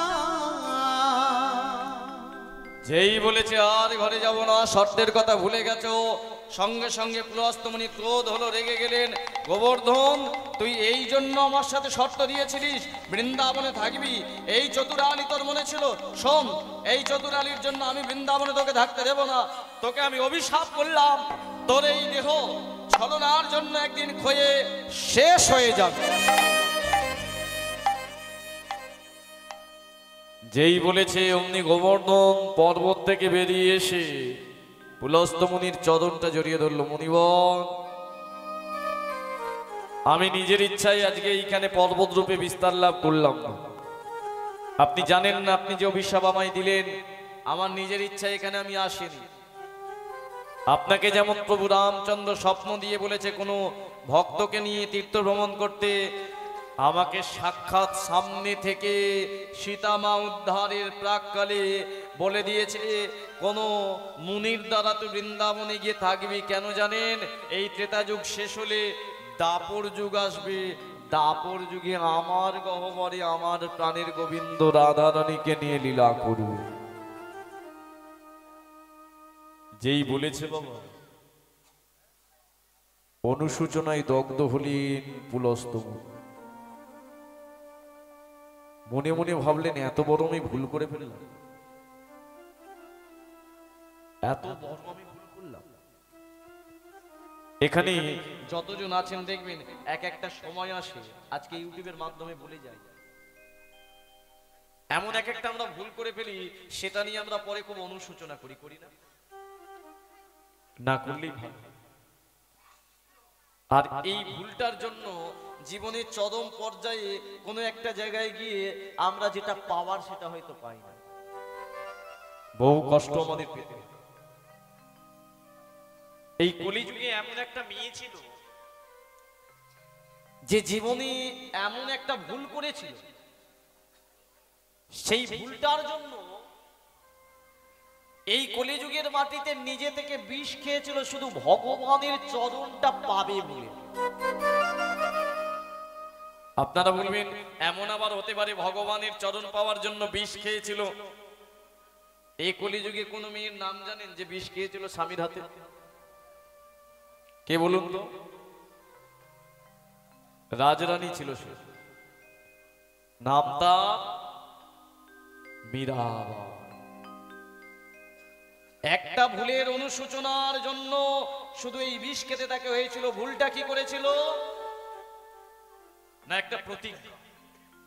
একটুখানি শুধু 10টা মিনিট আপনারা শুনুন, অবাক হয়ে যাবেন, যেগুলো অনেক অজানা আপনারা জানেন না বা আমরা জানি না। যে মীরাকে চেনেন, যে মীরার নাম শুনেছেন, যার ভজন শুনেছেন, এই মীরা একটা ভুল করেছিল। এই কলিযুগে নয়, এই যুগের আগে। কোন যুগে? না, দাপর যুগে। বৃন্দাবনের মাটিতে ভগবান শ্রীকৃষ্ণ যখন লীলা খেলা করে, তখন এই মীরার জন্ম হয়েছিল রাজস্থানের মাটিতে। নাম ছিল প্রথম জন্মে মাধবী। কি বললাম? মাধবী। ভুল কি করেছিল? না, মাধবী যখন বড় হলো, মাধবীর বিয়ে ঠিক হয়েছিল বাবা ভগবান শ্রীকৃষ্ণেরই একটা 8 বছরের বড় বন্ধু ছিল, যার নাম সুন্দর। বিয়ে ঠিক হলো। বিয়ে ঠিক হওয়ার সময় মাধবীর মা মাধবীর কাছে এসে শুধু বলেছিল, মাধবী, বৃন্দাবনে তোর বিয়ে ঠিক হয়েছে। বলে, মা, আমার যেখানে খুশি বিয়ে হোক, আমার কোনো অসুবিধা নেই। বলে, ওই জন্য তোর কাছে আসিনি, তোর কাছে এসেছি একটা কারণে। বলে, কি কারণে? আমাকে একটা কথা দিতে হবে তো। মাধবী বলেছিল, কি কথা মা? না না, এই ঠাকুরের মূর্তির সামনে কথা দে। বৃন্দাবনে যে ভগবান শ্রীকৃষ্ণ, এটা কেউ জানতো না, সবাই জানতো রাখাল বাবা। ওই মাধবীর মা বলেছিল, শোন, তোর যেখানে বিয়ে হচ্ছে সেখানে একটা রাখাল বালক আছে। বিয়ের পরে কোনো নারী যদি একবার তার মুখ দেখে, সে নাকি তার স্বামীকে ভালোবাসতে পারে না। মাধবী বলেছিল, তাতে আমার কি হয়েছে? বলে, শোন, বিয়ের পরের দিন থেকে মেয়েরা ঘোমটা দেয়। আজকে তুই এই ভগবানের মূর্তির সামনে আমায় কথা দে, আমার গায়ে হাত দিয়ে। বিয়ের পরের দিন থেকে তোর মাথার ঘোমটা একমাত্র তোর স্বামী ছাড়া দ্বিতীয় কারো কাছে তুই তুলে তাকাবি না। মাধবী একটা কথা মাকে বলে দিল, শোনো মা, তোমার ওই ভগবানকে আমিও ভালোবাসি আর তোমাকেও ভালোবাসি। এমন কোনো কাজ করব না যাতে তোমার মান সম্মান যাবে। তবে তবু আমি ওই ভগবানের সামনেই তোমার গা ছুঁয়ে কথা দিচ্ছি, বিয়ের পরের দিন থেকে আমি আমার মাথার ঘোমটা আমার স্বামী ছাড়া দ্বিতীয় যতই মহাপুরুষ আসুক আমার সামনে, আমি কোনোদিন তুলে তাকাবো না। ভগবানের সামনে কথা দিয়ে দিল, সে তার স্বামী ছাড়া দ্বিতীয় কারো কাছে মুখ তুলে তাকাবে না। বৃন্দাবনে ভগবান শ্রীকৃষ্ণ মনে মনে ভাবছে, মাধবী, আমার সামনেই কথা দিলে তোমার স্বামী ছাড়া কারো তুমি মুখ তুলে তাকাবে না। এই বৃন্দাবনেই তুমি আসছো, দেখি তুমি কারো মুখের দিকে তাকাও। বিয়ে হয়ে গেল সুন্দরভাবে। আর বিয়ে করে যখন পালকিটা আসছে বাবা রাজস্থান থেকে, তখনকার দিনে পালকি করে আসতো, ভগবান শ্রীকৃষ্ণ অন্তর্যামী গোষ্ঠের মাঠে সকাদের নিয়ে খেলা করছিলেন। আর খেলা করতে করতে সকলকে বলে উঠলে, এই শোন শোন শোন, এই গতকাল আমাদের সুন্দর বন্ধু বিয়ে করেছে, আমাদেরকে কিছু বলেনি। ওই যে পালকিতে নতুন বউ আসছে, চল চল গিয়ে বউ দেখে আসে। তা বাবা কৃষ্ণচন্দ্র অন্তর্যামী ভগবান ছুটতে ছুটতে সে পালকির সামনে দাঁড়িয়ে চিৎকার করে বলে উঠল, ও সুন্দর দাদা।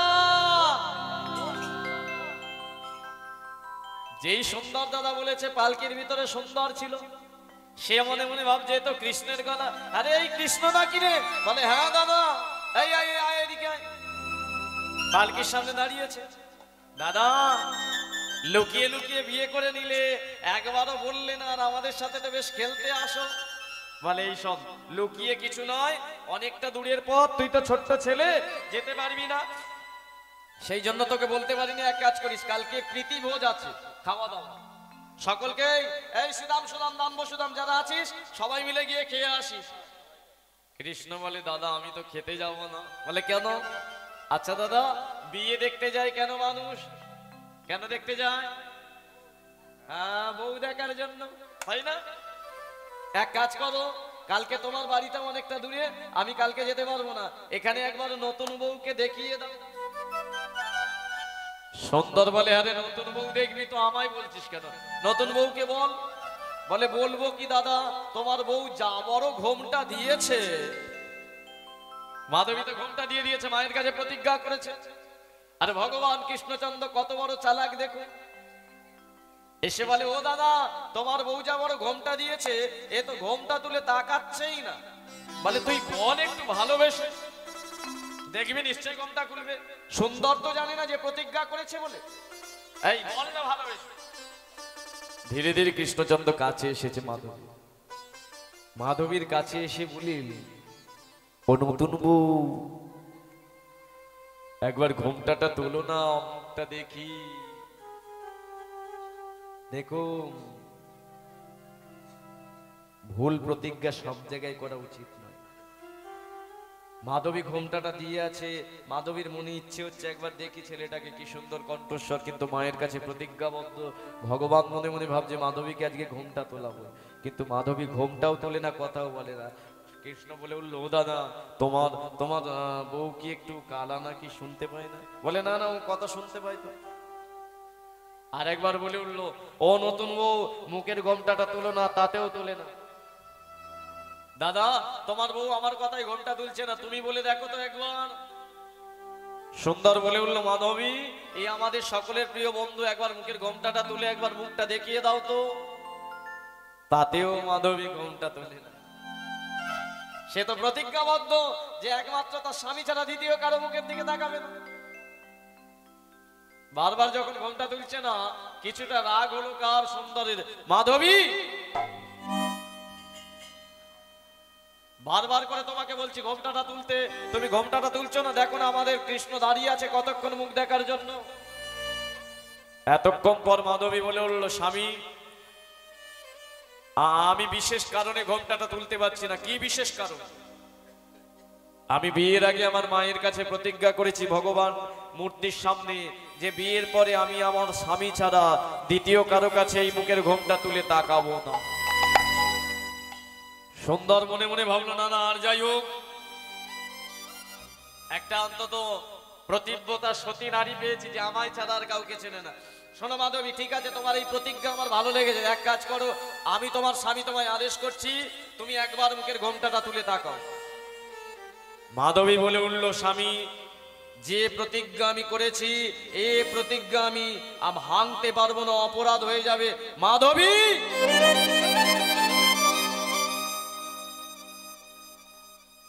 আমি তোমার স্বামী হয়ে বলছি, প্রতিজ্ঞা ভাঙতে পারবে না? শোনো মাধবী, আজকে তোমাকে আমি একটা কথা বলি। যার মুখ দেখার জন্য বৃন্দাবনে সবাই পাগল হয়ে থাকে, যাকে বাড়িতে পাওয়ার জন্য পাগল হয়ে থাকে, সে তোমার কাছে এলো মুখ দেখতে, তুমি মুখ দেখলে না। আমি তোমাকে একটা কথা বলে যাই, এমন একটা দিন তোমার জীবনে আসবে যেদিন তুমি ওই ওই মুখটা দেখার জন্য পাগলিনী হয়ে যাবে।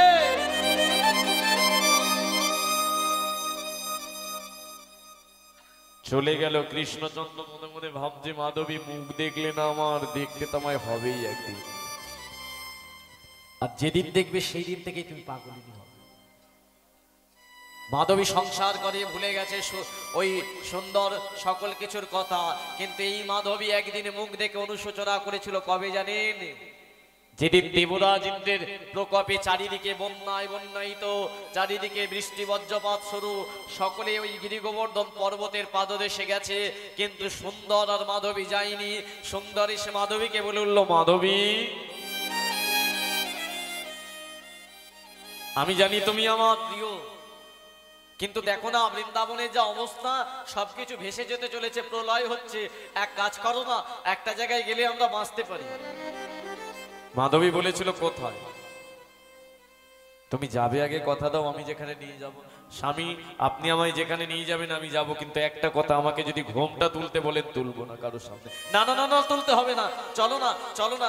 ওখানে আমার সেই একটা বন্ধু না, একটা পর্বতকে এমন ভাবে ধারণ করে আছে, তার ভেতরে সবাই আছে। মাধবী মনে মনে ভাবছে, একটা ছেলে পর্বত ধারণ করে আছে, কি দেখতে মনের মধ্যে ইচ্ছে, কিন্তু প্রতিজ্ঞা করে ফেলেছে। ভাবতে পারছেন?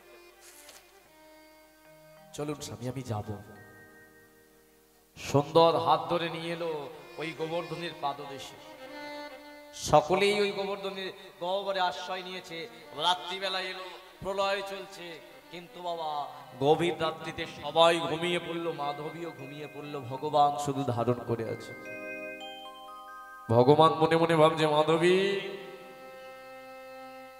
এসেছো, আজকে তুমি মুখ আমার দেখবে। দেখতে দেখতে দেখতে দেখতে ভোর হয়ে গেছে। রাত্রিবেলা যখন আমরা অঘরে ঘুমিয়ে পড়ি, তখন দেখবেন আমাদের শরীরের বসন কার কোথায় থাকে কেউ জানি? কেউ জানি না কে কি পোশাক পরে আছে, কার বসত কোথায়, কেউ জানি না। সবাই ঘুমিয়ে পড়েছে। বৃন্দাবনের ব্রজবাসী যারা ছিল সেই সময় মাধবীও ঘুমিয়ে পড়েছে। আর যখন ঘুমিয়ে পড়েছে মুখের ঘোমটাটা কখন সরে গেছে, ভগবান দেখতে পাচ্ছে মাধবীর মুখটা। ভগবান কৃষ্ণচন্দ্র মনে মনে ভাবছে, মাধবী এবার তুমি আমার দিকে তাকাও। একটা পাখি যেই ডেকে উঠেছে, তার ধ্বনিটা মাধবীর কানে যেই গেছে, মাধবীর ঘুমটা চমকে উঠেছে। নয়নটা যেই খুলেছে, প্রথম দৃষ্টিটা গেল সেই গিরি গোবর্ধনধারী ভগবানের নয়নের দিকে। যেই নয়নেটা দেখেছে, ওই নয়নে আর পলক পড়ে না। ওই নয়নের দিকে যে তাকিয়ে রইল, থরথর করে কাঁপতে লাগলো মাধবীর সর্বঙ্গ। ওই নয়নে থেকে টপ টপ করে জল পড়তে লাগলো। দেখতে পেল এই আর অন্য কেউ নয়, তার ঘরের সেই পূজিত ভগবান। ছুটতে ছুটতে গিয়ে চরণ দুটো জড়িয়ে ধরল, প্রভু প্রভু হে তুমি, দয়াময়, তুমি তো দয়াময়।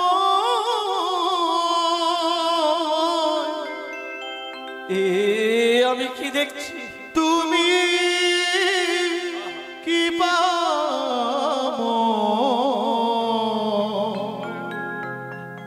আমি কাজ মুখ দেখিনি এতদিন ধরে। তুমি ছিলে সেই আমার প্রাণীর ভগবান।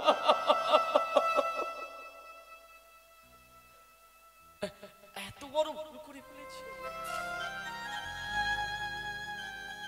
এত বড় আমি ভুল করেছি। তুমি আমার সামনে এসেছিলে আমার মুখ দেখার জন্য। ঠাকুর, আমি এত বড় ভুল কি করে করলাম বলো না।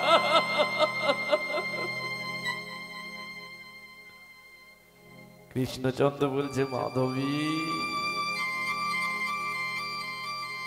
আমি জানি তুমি আমার ভক্ত, তাই তো তোমার কাছে গিয়েছিলাম। তুমি ভুল করে প্রতিজ্ঞা করেছো, আমি জানি তুমি আমার মুখ দেখবে, দেখলে না। জানো মাধবী, আমি কষ্ট পেয়েছি, আমি জানি ঠাকুর।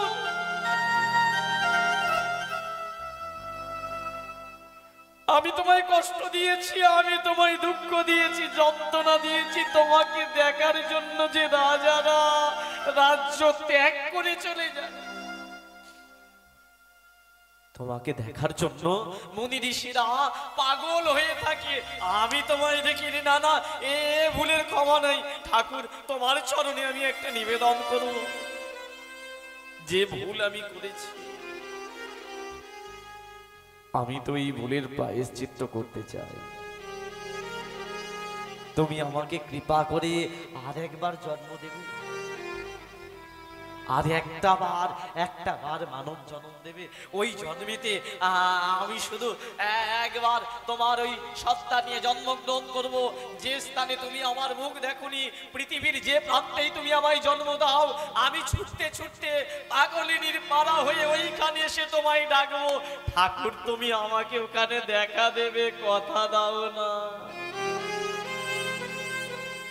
ভগবান বলে, মাধবী আমাকে পাওয়ার এত ইচ্ছে জেগে গেল, তাই হবে। দেখবো আমাকে পাওয়ার কতটা বাসনা তোর মধ্যে থাকে। হে ভক্তমণ্ডলী, ভগবান পরীক্ষা করার জন্য সেই মাধবীকে এই কলিযুগে জন্ম দিলেন কোথায় জানেন? ওই রাজস্থানের মাটিতে দ্বিতীয়বার, যার নাম হয়েছিল মীরা। পরীক্ষা করতে চাইলেন ভগবান, বৈভব অর্থ দিয়ে ভরিয়ে দিলেন। এই মীরার বিবাহ হলো বাবা এক রাজার সাথে, রানা প্রতাপ। কিন্তু ছোটবেলা থেকেই মীরা অন্তরে যে কৃষ্ণ ভক্তি প্রেম পেয়েছিল, সেই কৃষ্ণ ভক্তি পাওয়ার জন্য ছোটবেলা থেকেই সেই ছোট্ট কৃষ্ণের মুক্তি এই বক্ষ মাঝে জড়িয়ে থাকে। শয়নে স্বপনে নিদ্রায় জাগরণে সর্ব জায়গাতেই ওই মূর্তিটা থাকে। বিয়ে হলো রাজার বাড়িতে, রাজার সোনার সিংহাসন, শয়ন কক্ষ, রাজা শয়ন করে আছে, মীরা গিয়ে শুলেন তার পাশে, কিন্তু বাবা মাঝখানে রাখলেন ভগবানের মূর্তি। রানা প্রতাপ বলে উঠল, মীরা এই মূর্তিটাকে ভালোবাসো? এইকে মূর্তি বলবেন না, এই আমার প্রাণের ভগবান। বাহ, কিন্তু তুমি তো জানো ভগবানের স্থান শয়ন কক্ষে নয়। হ্যাঁ, একে রেখে এসো ওই মন্দিরের মধ্যে।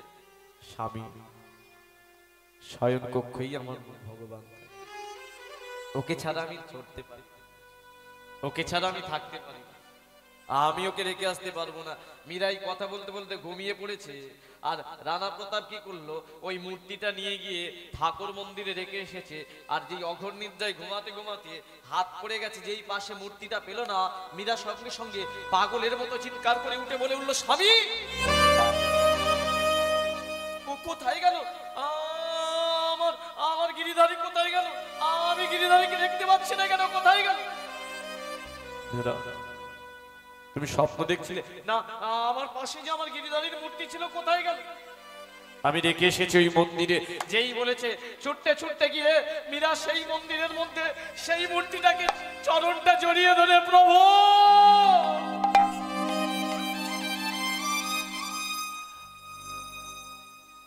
এই শুরু হলো স্বামীর সাথে।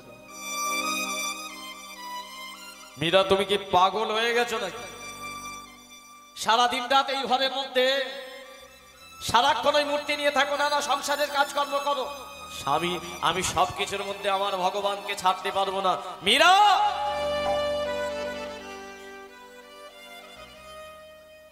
শুরু হয়েছিল অত্যাচার। প্রথম হলো কথাতে, কথা যখন মীরা শুনলো না, এবার মীরার প্রতি অত্যাচার শুরু হলো। কি? মারধর। মীরা তাতেও শোনে না, ভগবানকে ছাড়াতে পারে না। এবার কি হলো, রাজার বাড়িতে ছিল বড় বেদ, সেই বেদ নিয়ে এসে ওই মীরার গায়ে, মীরা ছাড়োই মূর্তি, পারবো না স্বামী। মীরা বারবার বারের পর বার, বারের পর বার, বারের পর বার বেতের ঘা, সর্ব অঙ্গ দিয়ে রক্ত বেরোচ্ছে, তবু ওই মূর্তিকে কিন্তু মীরা ছাড়ছে না। মীরা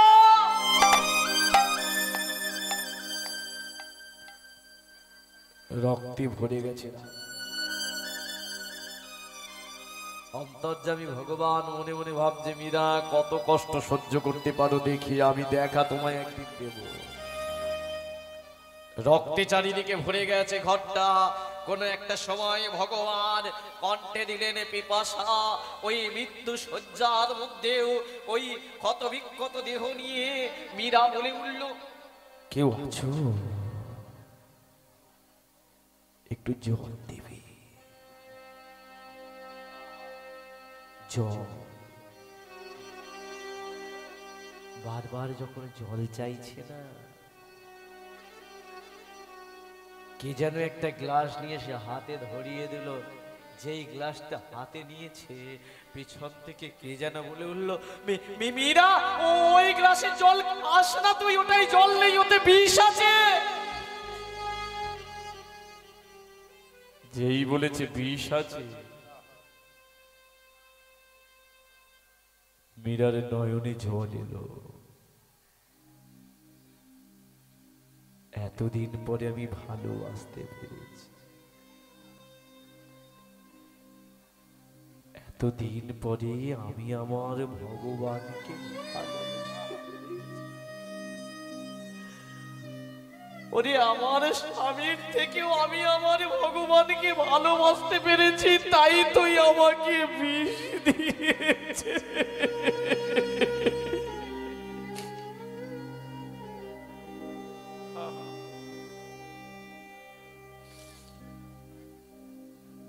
খাবো, এই বিষটা আমি খাবো, কিন্তু গিরিধারী, একটা দিনের জন্যই আমি যদি তোমায় ভালোবাসি, একটা দিনের জন্য যদি আমার এই দেহ মন প্রাণ তোমার চরণে দিয়ে থাকি, ঠাকুর তুমি আমায় বাঁচিয়ে দিও, আমি যেন তোমার কাছে শেষ জনমের মতো যেতে পারি। একটু শক্তি দাও না। বিষটা নিয়ে এসেছি, মুখের মধ্যে ধরেছি, সবাই দাঁড়ায় দেখছি। যারা মীরাকে ভালোবাসে তারা কাঁদছে, কিন্তু মীরা ওই বিষটা নিয়ে নিজে থেকে পান করছে। ঠাকুর এই বিষ খেয়ে যদি আমি মারা যাই আর পাওয়া হবে না ঠাকুর তোমাকে, তুমি আমাকে এইটুকু করুণা করো ঠাকুর, এই করুণাটুকু করো।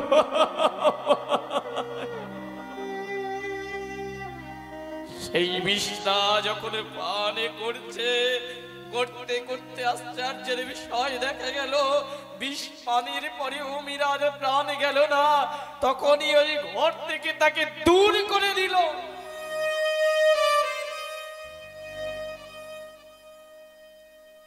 রাজস্থানের মরুভূমির পর তপ্ত বালু গ্রীষ্মকালে কনকনে ঠান্ডায় ততটাই বালির দেশ ঠান্ডা হয়। একদিন নয়, দুদিন নয়, 3 দিন নয়, 2 বছর 3 বছর নয়, 12 বছর ছুটতে ছুটতে ওই মীরা চলেছে তার গিরিধারীর সন্ধানে। কোথায় পাবে তাকে? হে মাধব,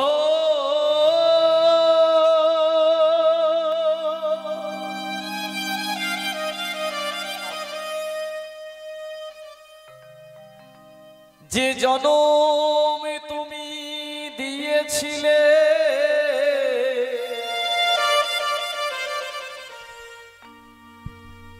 আমারে পাওয়া তো হলো না।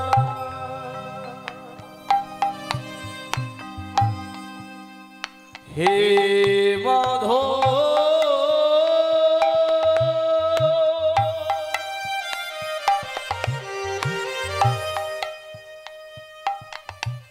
যে জনম তুমি দিয়েছিলে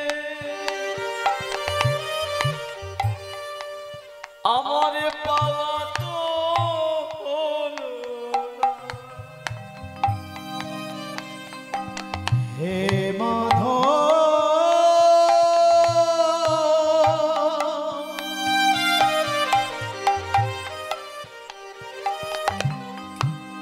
যে জনম তুমি দিয়েছিলে আমার পাওয়া হলো না। তোমারি চরণ ধরি ভাসালামি জীবন তোরি, চরণে ঠাঁই দিও। তোমার চরণ শরণ করি, ভাসালাম আমি জীবন তরি, চরণ চা হলো না। হে মাধব,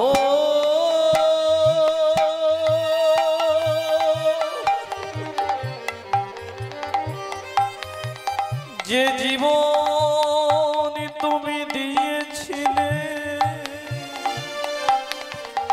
আমার পাওয়া তো হলো না। হে মাধব,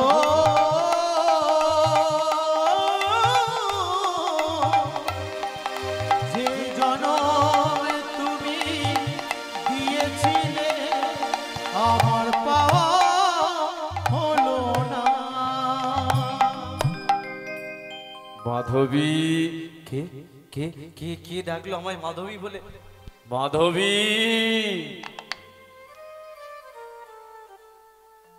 চরণের গোড়াগুলো দিয়ে রক্ত বেরোচ্ছে, একটা 12 বছর মেয়ে হাঁটছে। আহার নিদ্রা যার মধ্যে নেই, যার মনের মধ্যে একটাই বাসনা ভগবানের চরণ পাওয়া। কেন জানেন? একটা সে ভুল করেছিল যে ভগবানের মুখ দেখেনি, সেই অনুশোচনায় দগ্ধ হয়ে 12 বছর হাঁটতে হাঁটতে এমন একটা জায়গায় এলো, যখন ভাবলো আর বুঝি আমার পাওয়া হলো না ভগবানের চরণ, এবার বুঝি আমার দেহটা শেষ হয়ে যাবে। সেখানেই কেউ যেন বলে উঠল, মাধবী, কে কে তুমি? কে আমায় ডাকো মাধবী বলে? চিনতে পারছো? এই তো সেই জায়গা যেখানে আমি একদিন এসেছিলাম তোমার মুখ দেখতে, তুমি দেখলে না আমার মুখ, চেয়েছিলে না আরেকবার মানব জন্ম দেব, আর তুমি কষ্ট করে আসবে সেই স্থানে, আমি তোমায় দেখা দেব। সত্যি মাধবী তুমি কষ্ট করেছো? না না, আমি তো মাধবী নয়, আমি তো মীরা। তুমি মীরা হলেও তুমি আমার মাধবী। শোনো, আজ থেকে এখানেই তুমি রয়ে যাও। তোমার কথা, তোমার ভজনের কথা লেখো গ্রন্থের মধ্যে, তোমার নৃত্য, তোমার নাচ সবই আমি দর্শন করব। এই ভক্তমণ্ডলী যারা বৃন্দাবনে গেছেন তারা দেখবেন আজও পর্যন্ত মীরার সমাধি আছে বৃন্দাবনের মাটিতে। আশ্চর্যের বিষয়, আজও নূপুরের ধ্বনি শোনা যায়, তবে শোনার মতো কান হলে। আজও মীরা নৃত্য করে, আজও মীরা ওই স্থানে ভগবানের সাথে লীলা করে। তবে হ্যাঁ, বিশ্বাস নিয়ে দর্শন করতে হবে। এটুকু জানবেন, ভগবান কোথায় থাকে? আপনার বাড়িতে। ভগবান কোথায় আছে? এখানে। ভগবান কোথায় আছে? ওই মন্দিরে না। ভগবান থাকে একটা জায়গাতে, সেটা কোথায়? না বিশ্বাস। আপনি যদি বিশ্বাস করেন, আপনার দেহের যে ক্যালেন্ডারটা আছে ওর মধ্যেই ভগবানকে আপনি দেখতে পাবেন। রামকৃষ্ণদেব দেখেছিল বিশ্বাসের দ্বারা, প্রহ্লাদ দেখেছিল বিশ্বাসের দ্বারা, সুধান্য দেখেছিল বিশ্বাসের দ্বারা। সেই বিশ্বাস যার যার আছে তারাই এত ঠান্ডার মধ্যেও এই 4 ঘন্টার মধ্যেও বসে আছে। না যাদের বিশ্বাস নেই তারা উঠে চলে গেল। সবার জন্য কীর্তন নয়, তো ওই এত মানুষ বসে আছেন আপনাদের সেই চরণতলে কোটি কোটি আমি প্রণাম জানাই। কীর্তনের মধ্যে এই কথাগুলো কেন প্রকাশ করি, কিসের জন্য করি? চেতনা আসার জন্য। যে অনুশোচনায় দগ্ধ হব যদি ভুল করে ফেলি। পুলস্ত্য মুনি সে অনুশোচনায় দগ্ধ হলো। গোবর্ধন, আমি না জেনে তোকে অভিশাপ দিয়েছি, তবে শোন, আমি তোকে বলছি, যে রাম নামে শিলা এসেছে, যে রাম নামে অহল্যা পাশানি থেকে মানবী হয়েছে, যে রাম নামে ধীবারের কাঠের তরণী শোনা হয়েছে, তুই যদি এখানে বসে সেই ভগবানের নাম করে যেতে পারিস, আমার অভিশাপ তোর কোনোদিন কাজে লাগবে না। আশ্চর্যের বিষয়, এখনো সেই গোবর্ধনের দেহ অক্ষুণ্ণ আছে বৃন্দাবনের মাটিতে। কেন? এখনো সে বদনে নাম করে। তাহলে এতক্ষণ ধরে জানতে পারলেন গোবর্ধনের সৃষ্টি, প্রথম জন্ম, দ্বিতীয় জন্ম, বৃন্দাবনে কি করে এলো। কার কার মনে আছে? মনে আছে সকলের? প্রথম জন্ম হয়েছিল ক্ষীরোদসাগরের তীরে, রাধারানীর নয়নের জলের মিশ্রণের সঙ্গে মাটির সাথে গোবিন্দের কৃপা দৃষ্টিতে। দ্বিতীয় জন্ম হলো শালমনির জঙ্গলে দ্রোমগিরি মুনির ঘরে। আর তৃতীয় পুলস্ত্য মুনির কাঁধে করে বৃন্দাবনে গেল, অভিশাপ পেল, কিন্তু আজও পর্যন্ত ভগবানের নাম করে নিজের দেহ অক্ষুণ্ণ রেখেছে। আসুন শেষ প্রশ্ন, যেটা দিয়ে লীলা সমাপ্ত হবে, ভগবান কবে, কেন, কিসের জন্য গিরি গোবর্ধন পর্বতকে ধারণ করেছিলেন বা তার পূজা করেছিলেন? একটা কারণেই পূজা করেছিলেন। ভগবান যখন বৃন্দাবনে গেলেন, তার লক্ষ লক্ষ বৎসর আগে গোবর্ধন চলে এসে ভগবানের নাম করত, কিন্তু বৃন্দাবনের ব্রজবাসীরা কেউ জানতো না যে ওটা দেবতা বা ওটা ভক্ত। সবাই জানতো ওটা পর্বত। যারা এই লীলা এর আগে শোনেননি তারাও জানতেন ওটা পর্বত, কিন্তু ওটা পর্বত নয়। গরু বাছুর সব বাঁধতে শুরু করলো ওর গহ্বরে, মলমূত্র পরে। এটাই কষ্ট পেল কে? ভগবান।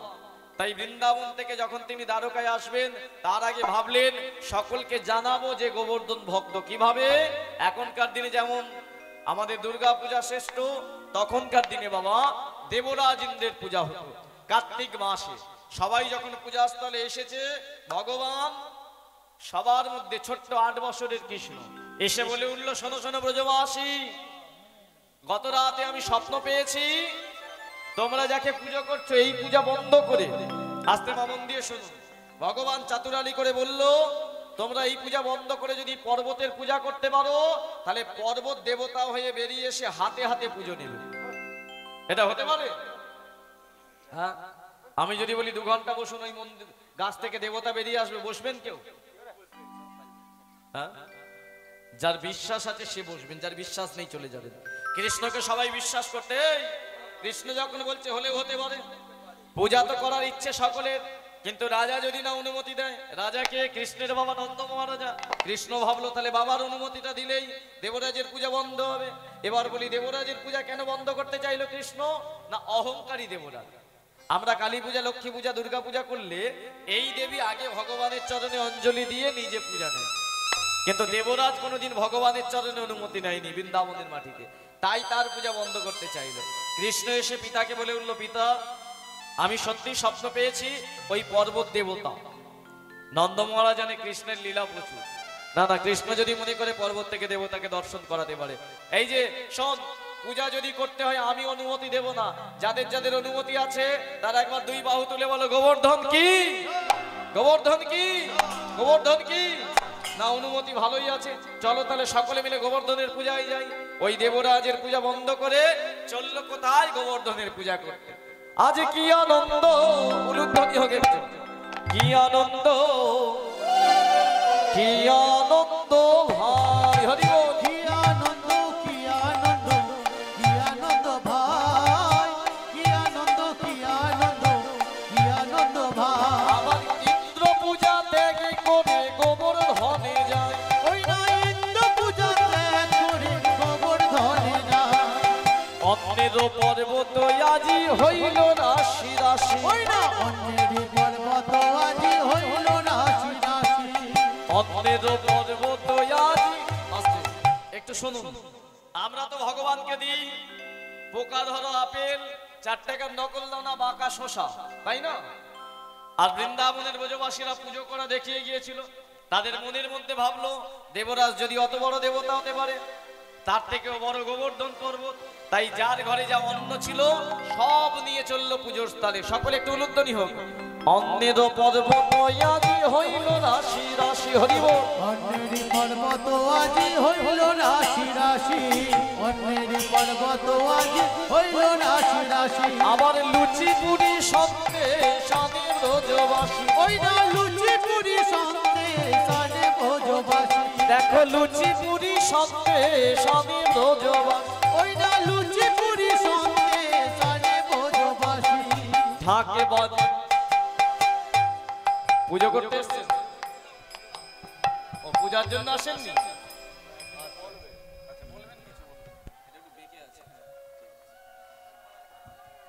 নমস্কার সমস্ত গৌরপ্রাণ ভক্তবৃন্দ ও ভক্তিমাতি মায়েরা। কাঠ দেওয়া মহিলাদের উদ্যোগে এবং দেশবাসীর পরিচালনায় সুদূর হাওড়া থেকে আগত অরিজিৎ পুরকায়িত দল সম্প্রদায় আপনাদের সামনে লীলা কীর্তন পরিবেশন করেছেন। এই লীলা কীর্তন পরিবেশনায় সন্তুষ্ট হইয়া গাঁটরা মহিলা কমিটি ওনারা অরিজিৎ পুরকায়িত মহাশয়কে 380 টাকা দেয়া পুরস্কৃত করলেন। সকলে মিলে একবার বলুন, নিতাই গৌর প্রেমানন্দে হরি হরি বল। হরি হরি বল, হরি হরি বল, জয় নিতাই।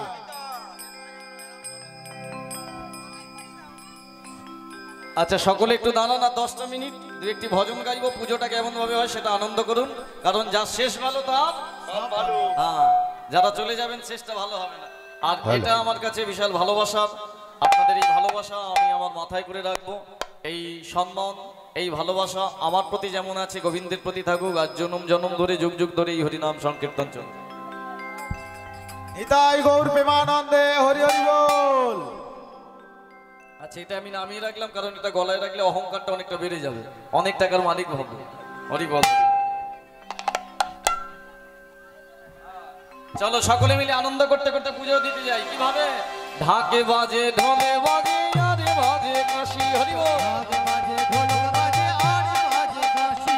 ঢাকে বাজে ঢোলে বাজে আরে বাজে কাশি, সকলে ঢাক বাজে ঢোলক বাজে আর বাজে কাশি আচ্ছা একটু ঢাকের তালে নৃত্য হবে নাকি? তাহলে সকলে একটু উঠে দাঁড়িয়ে নৃত্য করতে করতে হরি বল হরি বল। ঢাকে বাজে ঢোলে বাজে আর বাজে কাশি, ঢাক বাজে ঢোলক বাজে আর বাজে কাশি হরি হরি বল।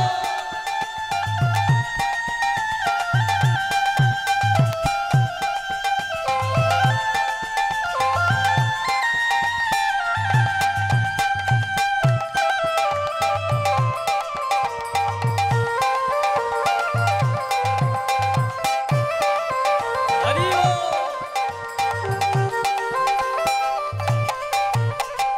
ঢাকে বাজে ঢাকে বাজে, এটা উলুধ্বনি কোথায় গেল?